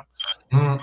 And then the conversation will end down some like crazy like conspiracy rabbit hole, you know. And I'm just like, all right, Mark, I gotta go, dude. You know? I love you, bro, but you know what I mean? Like, I don't know, man. Undisputed Attitude. Maybe that was the record, yeah, with the hardcore. Death Metal Podcast. What was your favorite tape you ever traded? I don't know. Pain Eater. Symphonies Rule Supreme. Gary Holt is cool as hell. All right, hell yeah. And here's I smoked with Dan Lilker. Who didn't? Yeah, exactly. Dealing with extremely annoying drunk ass. Fucking yeah, Necro had gotten weed for Dan Lilker for the interview. I mean, no, for the whatever. It was like an obituary Necro Dan Lilker video shoot. A Necro studio. So I was there with like Uncle Howie, who's passed away, and Kid Joe, and Tink's Inc. guy was there. It was pretty chaotic. Mr. Hyde and shit. Some bunch of strippers. It was pretty fucking cool, you know. It was like they didn't release the video though, for some weird reason. But they had mixed like death metal vocals in with like the Necro shit. So I guess maybe I don't know. It was cool. Who didn't smoke with Dan? Exactly. It was said. Yeah, exactly, dude. Who didn't smoke with Dan? I have to play. I'm gonna play something back because I don't know if Danny got to see it because he was having a smoke at the beginning of this. We played it. Oh, you saw that early clip? No, I didn't. Okay, yeah, there was a clip of you guys playing from that show. It's kind of short, but the quality was much better than the other one there. Oh. So let me see here. This isn't the one. I don't want to see me. No? Here it is.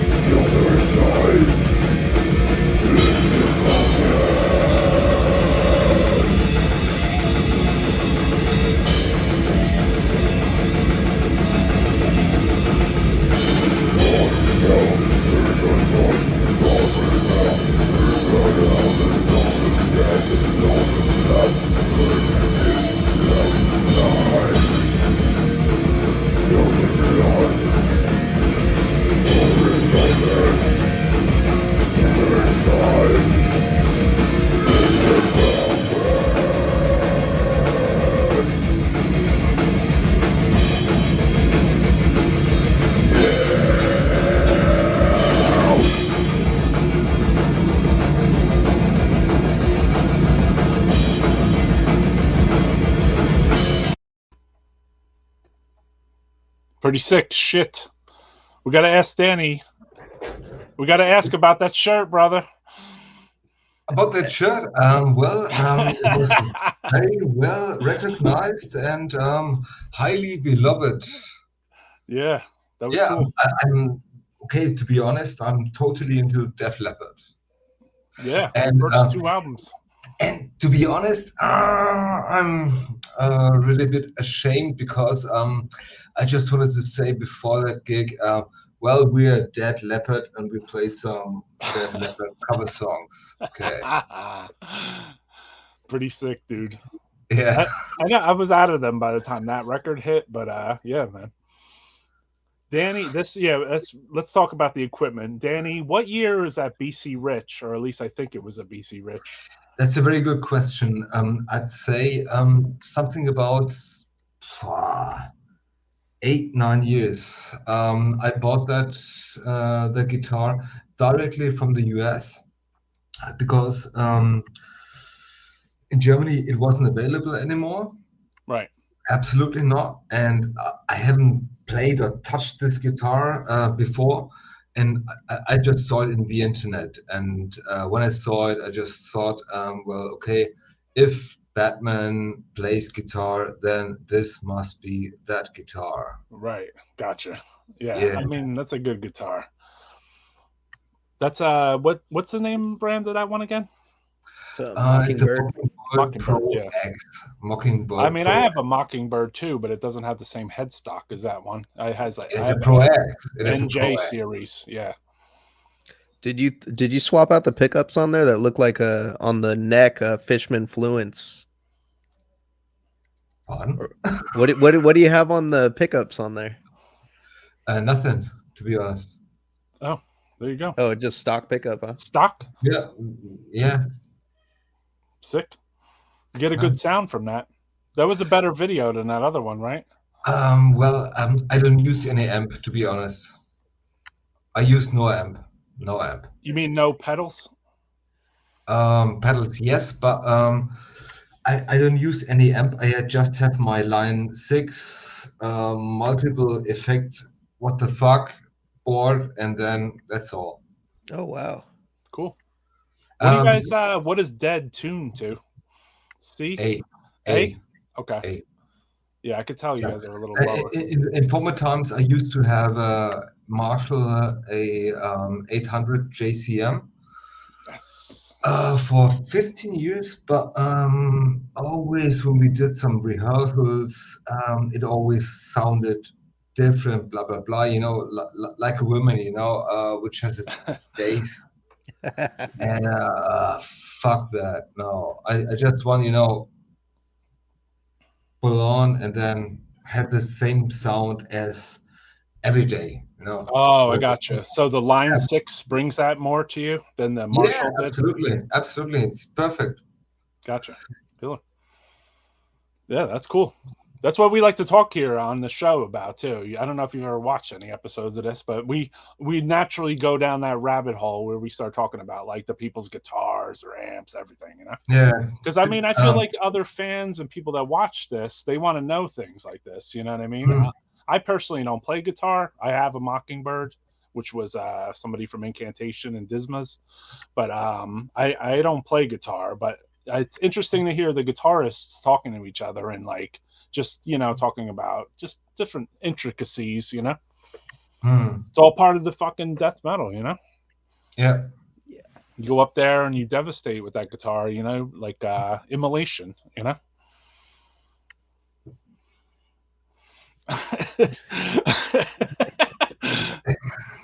You know. So I mean, Dany is at like at 2 a.m. in fucking Germany or 3 a.m. or something. I know that. It's now really 3 a.m. Yes, and you know. So we got to do 5 more hours here. Let's go get some more beer. Yeah, exactly. Did you guys notice in that interview I was saying I went for a weed run in the middle of the fucking podcast, basically, which I did. You just hit me today, so. Yeah, I did. Oh my fucking god! Oh my fucking god! Oh my fucking god! Oh. I know. You know what? I wanted to play this last week, but then we went on Instagram Live, and I was trying to hook up the Instagram Live with. Who the fuck uses Instagram? Oh, I'm everybody. I'm nearly fucking 50 years old, you know. Uh-huh. So, well, Well, you should start a Dead official Instagram so people Should know I? about the Should stuff. I? Hell yeah. That's Oh, where the yes. community is. The There's community a huge rests community on of Instagram. music Yeah. heads on there. And even Okay. some bands I recently had recommended to go on there, like Deteriorate and Ceremonium. Very good band. Before you know, they had 2,000 followers. So, like, you know, people definitely pay attention. Yeah. They That it's a Very good looking community forward of to metal. that Deteriorate, really. Need a official Dead. Yeah, for sure. It's a really good resource. That and Bandcamp are probably the best resources nowadays for underground death metal. Watch me I open think. it. Oh yeah. What's the flavor of choice there? Can I bring it on the big screen? Well, Wait. let's give it a try. Rab. You know, you see that hell. Uh-huh. Hellas. Uh-huh. Hellas. Yeah. Well, we have so many breweries in our area. We have around 360, and Wow. yeah, we're just like we have in the States, you know, California. You have all these states, and where we're located is Franconia. Uh-huh. It's within Bavaria, but we just want to get rid of them. Mm. And in our state, we have 360 breweries, and Wow. so you can say that in nearly every village, which has about 2 or 3 inhabitants, there's one brewery. Oh, So wow. everybody is making beer. Gotcha. Do you ever try to make beer as a beer drinker? Not yet. Not yet. Not yet. I notice a lot of beer drinkers do go down that roll. Yeah. I don't trust myself to make beer. I love drinking beer, but I know if I make some beer, it's gonna give me a stomach ache or something. You have to come to Germany, man. Really? Yeah. How does Dany feel about Jägermeister? It's one of the cheapest schnapps we sell in Germany, and I really do not like it because it gives you such a headache and makes you puke and feel bad. Blah blah blah. We have better things to offer. So listen, in the chat, does anyone have any relevant questions they want to ask Dany or about Dead or German scene or German bands or old Dead releases or anything? I know it'll take a minute to populate. Rab, beer, bring it. I like Weihenstephaner, Vitus. That is my favorite. Vitus, yeah, Vitus. Yeah. It's very good on tap. They have they have a little place over here, a little German bar, and they have all of it on tap. And yeah, that's my go-to. I'll have that or like a Kolsch if I'm trying to be light. Well, did you also know that I got married in Las Vegas? Cool. Where'd you stay at when you went out there? Well, Viva Las Vegas. Yes, I got married in Las Vegas, 2015. Sick. Yeah. Yeah, man. It was so nice. Really, really. Absolutely. We had also a beer belly Elvis, you know. Oh, that's awesome. Fabulous. Someone's asking, a drive-through wedding with Elvis? No. No Elvis? It was at a wedding church. Cool. Yeah. I plan to actually get married in Vegas. And before the wedding, we saw Journey live on stage. Oh, wow. And this was so fascinating. Interesting. With that other singer, right? Yes. Very cool. You could have invited him back to your wedding party and been like, listen, I need a solo. My woman needs a soloist vocalist right now. Here's $50. Me at my wedding. It's 2 doors down. So yeah, United States is known, I guess Las Vegas being known for like a wedding capital. Now Yeah. also you have Raj from Mortician has a store in Las Vegas. Primitive. No way. He has a toy store that sells death metal. Store. Yep. Aw, No, dude. no, a toy store, not a gun store. Well, You you know, need as a gun Americans, store there. we call guns toys here, so Yeah, we treat them okay. as such. He sells like like Evil Dead toys and like Star Wars and that type of stuff. You know what I mean? And bobbleheads and all that. Fat. I don't know those collectible fucking pieces of plastic. Dany, what pedals? Okay, here's a question. What pedals does Dany use? Top 3 German beers to also? And one American beer. Well, if I have the choice, I choose German beer, of course. Okay. But to be honest, since last weekend, I would also prefer Danish beer. Really, it's awesome. Really awesome. On tap or on bottle? Both. All Yeah, right. both. Man. Yeah. The store is called Primitive Recordings, exactly. Torture, Agoraphobia, Jumpin' Jesus are cult German bands. Did you have any interactions with any of these bands? Torture is a very old band. Agoraphobia is also a very old band. Jumpin' Jesus, I do not know these guys, but to the other old guys, I'm still in contact, and yeah. Cool. Yeah. Torture. Still in contact. We have a group on Facebook, some kind of community. Yeah.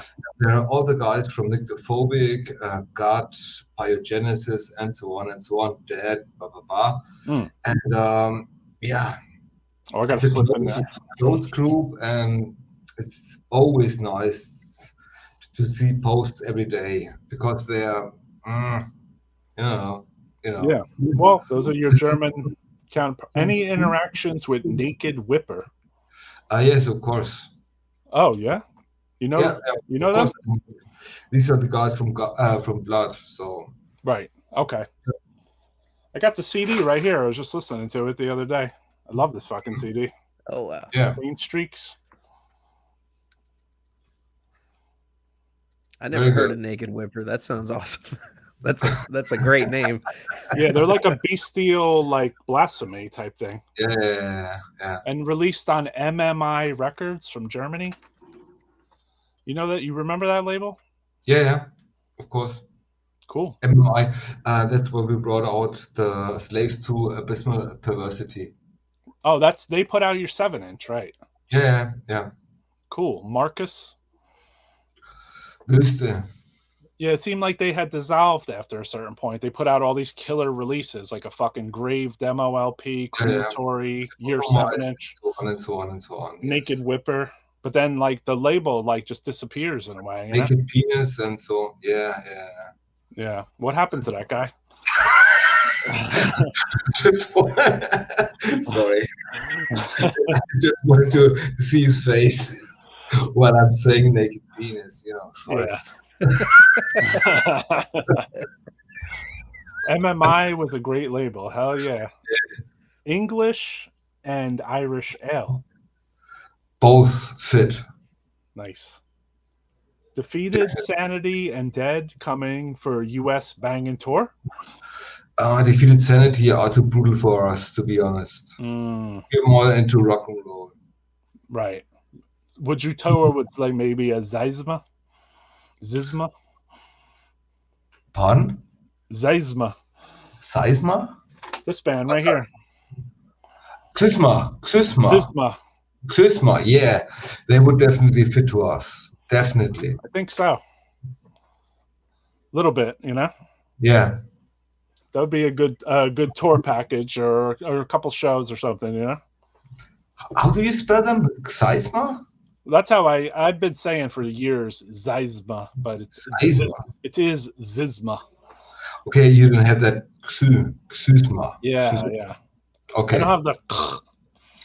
Okay, I see. Us Americans, I mean, also like my nose sound like this, so like I can't get. And I also have like the New York accent against me, New York. So you mix that all together. This is the sound that comes out of my face.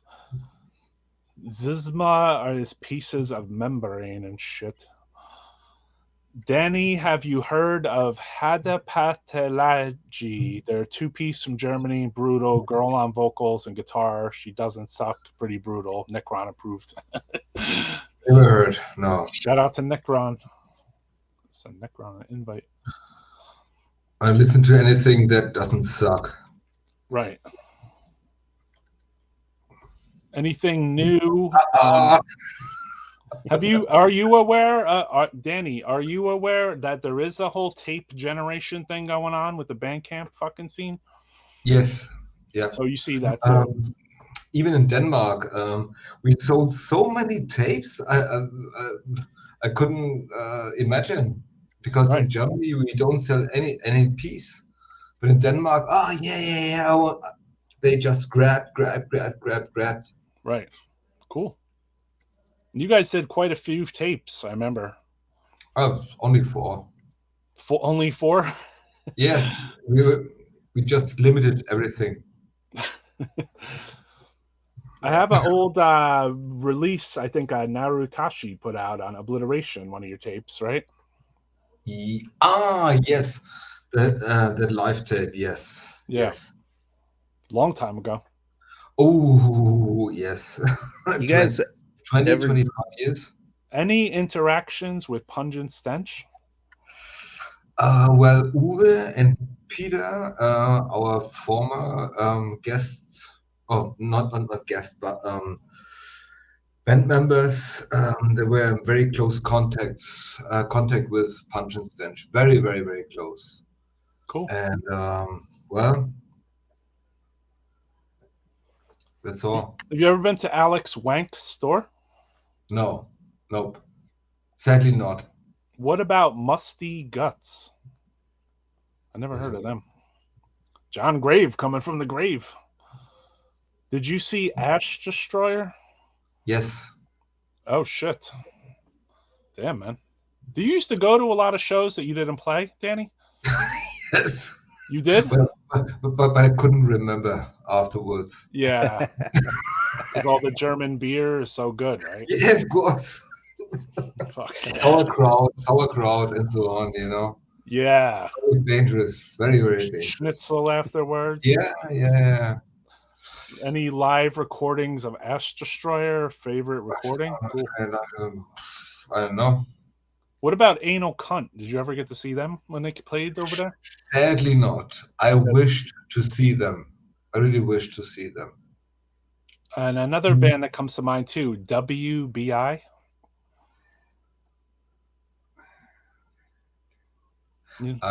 Yeah, well, nah. Never seen? You heard of them though, right? Yeah. What about Tumor? Tumor. They weren't an outplaying band though, I don't think, right? They just did records? No. You know them? Never heard about them. Never heard of them? No. Okay. What about yeah, I mean there was so many underground German labels too. Bethlehem? They're German? This is a very nice story. This is a very, very, very, very, very nice story.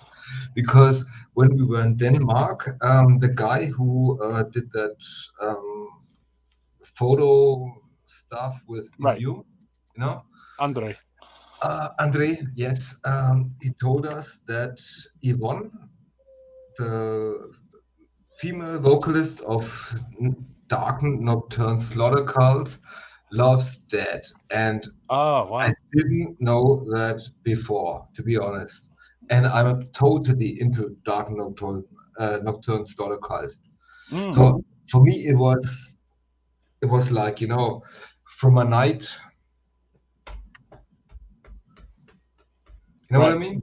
Yeah, and I just saw a live video of them last night. It was pretty I jumping. didn't know that. I didn't know that. And we had to take some pictures and hey, hi Yvonne, blah blah blah. You know, Schumann. No, I didn't show. But nevertheless, I was very surprised that she's absolutely into that. And Sick. Her hair yeah, rivals John Tardy's hair. Interesting. Yeah, yeah. she did have long hair. Any interactions with Rodel Records? What's the Rodel Records? It was a German underground record label. They put out mostly like grind stuff, like Yakopsy type shit. Oh, okay. Eternal Dirge, pretty underground German, I think. Sorry. Anyone have any questions about Dead in particular, though? You guys aren't versed in your German gore porn. We're not born. You know. Yeah. We don't go that deep, man. I'm gonna play. I gotta take a piss anyway. I'm gonna play something real quick. Yeah. I'm signing off too, guys. I gotta All right. go put the boy to bed. Thanks for having me on. Absolute man. pleasure. Good seeing you, man. Right on. All right, so we'll check this out, though.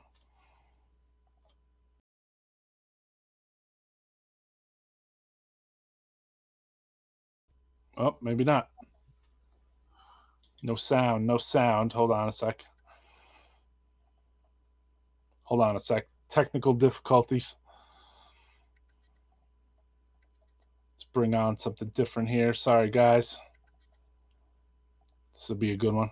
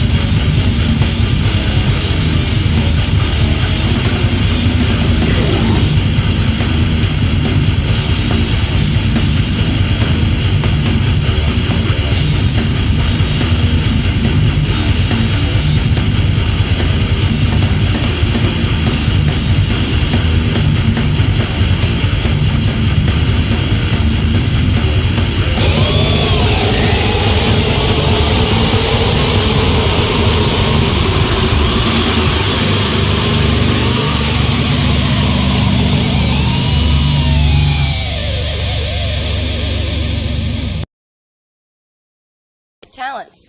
I'd like to welcome. I did. Okay. Andy did. Okay, what does mean? Huh? What does mean? When you, I don't know. I don't speak that oh, language. what did he say? What did you say right there? At the Torture chamber. No, before you said torture chamber, you went. Was that just? Just general mumbling, I guess. Okay, I don't yeah, know. okay, all right. That's. Yeah, I just want to always see that. Okay, Yeah. let's talk about general influences here. General influences. Yeah. Musically or Musically, I knew that. What an open question here. Well, there's Slayer, who's like a God, big influence. yeah, Yeah, Slayer's God, so you definitely include them as an Yep. influence. and Possess. Now, where are most of these bands from? L.A. or San Francisco and L.A. Why hasn't it hit out here big yet? Well, it's just Because Florida's lagging. no, it's just starting. It's relatively new. Well, there's Nasty Savage. There's too many rednecks. But they're not. He said that. Yeah. We will not give out the tag number of the cars that are going to be Yep. driving out here tonight. But he's got this, so Yeah, right. we don't have to worry. There's a shot of that. Okay, where are some of the places you're going to be playing that we can catch Hell Witch? We'll probably be You playing can hold the mic at, up to him a little bit more. We'll be playing at one of the community centers most likely next. I'm not sure exactly when. In September, we'll be playing a night at the Orange and Brew for about 4 hours, so the place should be pretty much demolished after that night. Yeah, that's because you won during the Search for the Stars 85. Yes, Yeah. they found us. We're the stars. Here we are. Okay. We're half of the stars. Now wait a second. Now oh, that's right. You tied. We You co tied with who? God, with Well, we should. you're too modest. We should Too We modest. should say we won. They got lucky. Okay. Now Alright, you're I'll going. say that. You sent out some demo tapes. You have demo tapes. Where can you buy a Hell Witch demo tape? Oh, well, we have like this terrific sounding 4-track studio demo that was Yeah, recorded from in Tampa. 16 was recorded on 16 track. It sounds like an album. You can get it at Einstein's. At Okay. There's plenty. Einstein's. Yeah. There's plenty of them. Yep. Run out now and get one. And you've got a record deal going on, or you're thinking Yeah, about, or what? Well, there's a lot of offers coming in at this point, so we're not exactly sure what we want. What we want to take. Like, there's a company called Azra out in Van Nuys, California, and then we've got some interest from overseas from a German label called Noise. And at this point, we're just still waiting for responses. We've gotten like 4 or 5 so far, and we want to take the one that's best for the Yeah, video, getting the of most course. money. Yeah, we'll definitely go for one. Okay, we've got your next one, new video. This is the unexpurgated version. Yeah, this is Uh-oh. this is the new video. Uh-oh. Oh, by the way, for Close- the people close waiting for your the eyes. ZZ Top giveaway, we're going to be getting it. Top. Yep. is- Got it. Forgot my cheap sunglasses. What's You're that? right. Okay. We're going to be having a ZZ Top giveaway right after this top giveaway. Okay, in this barrel here, there's literally millions, probably billions of people who have registered. ZZ Top giveaway. What? No. Hell Witch. Okay. There's probably 27 million in here, right?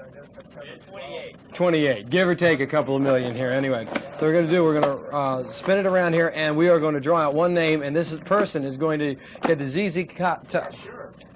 I've been hell witched out here, and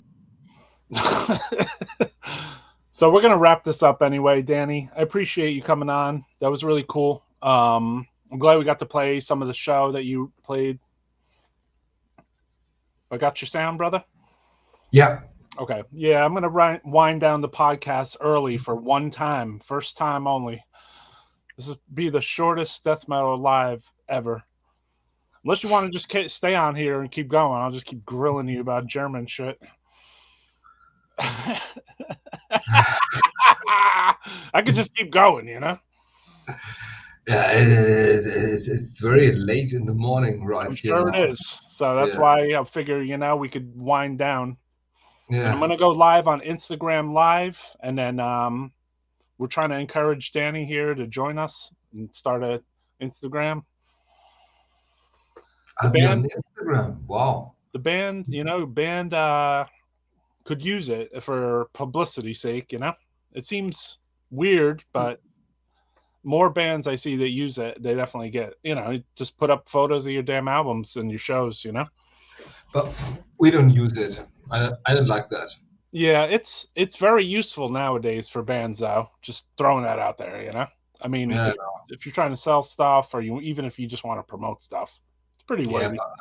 Facebook kind of like outdated just for little, older people, Yeah. That's us, man. Well, that's not me. I don't know. I mean, that's you. All right, Dany, thank you for coming on. I really appreciate it. That was obviously unexpected. Thanks And a lot for awesome to talk to you on here, and everybody that joined us in the chat asking awesome questions. Go over a little bit about German old school death metal stuff, and the show you guys just played was amazing. I really appreciate you coming on, man, showing us your beers and your guitar and your Def Leppard shirt and everything.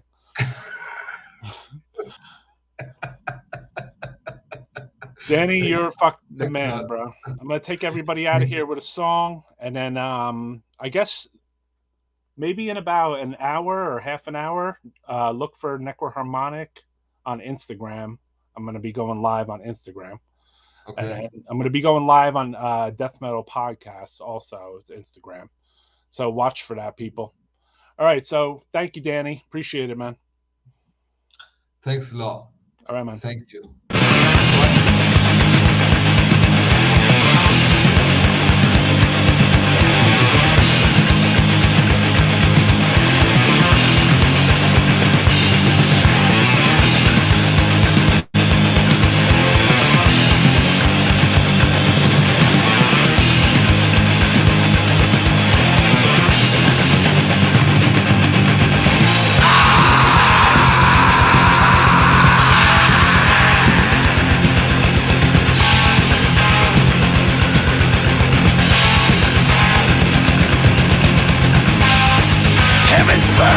Restless best as he learns Hades' final test. Fire lurks behind his black crest. Hades' rage rise never rest.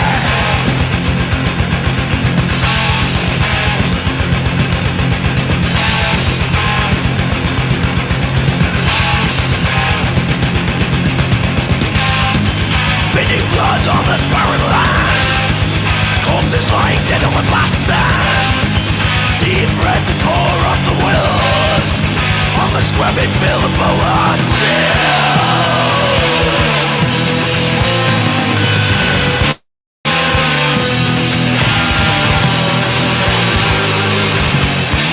Hades rise. Hear its thunder roar. Hades rise. Feel the wind of Satan cry.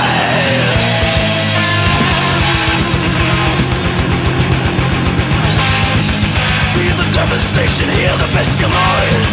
Controls the gaping, roaring hellish rise. Out the eye of war stares impatiently. Savage masses prowl through the debris.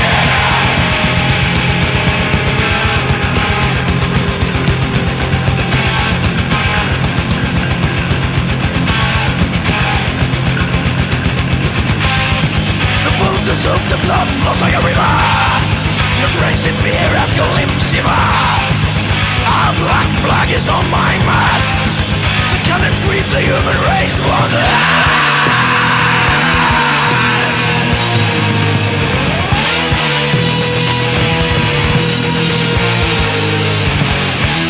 Hades rise.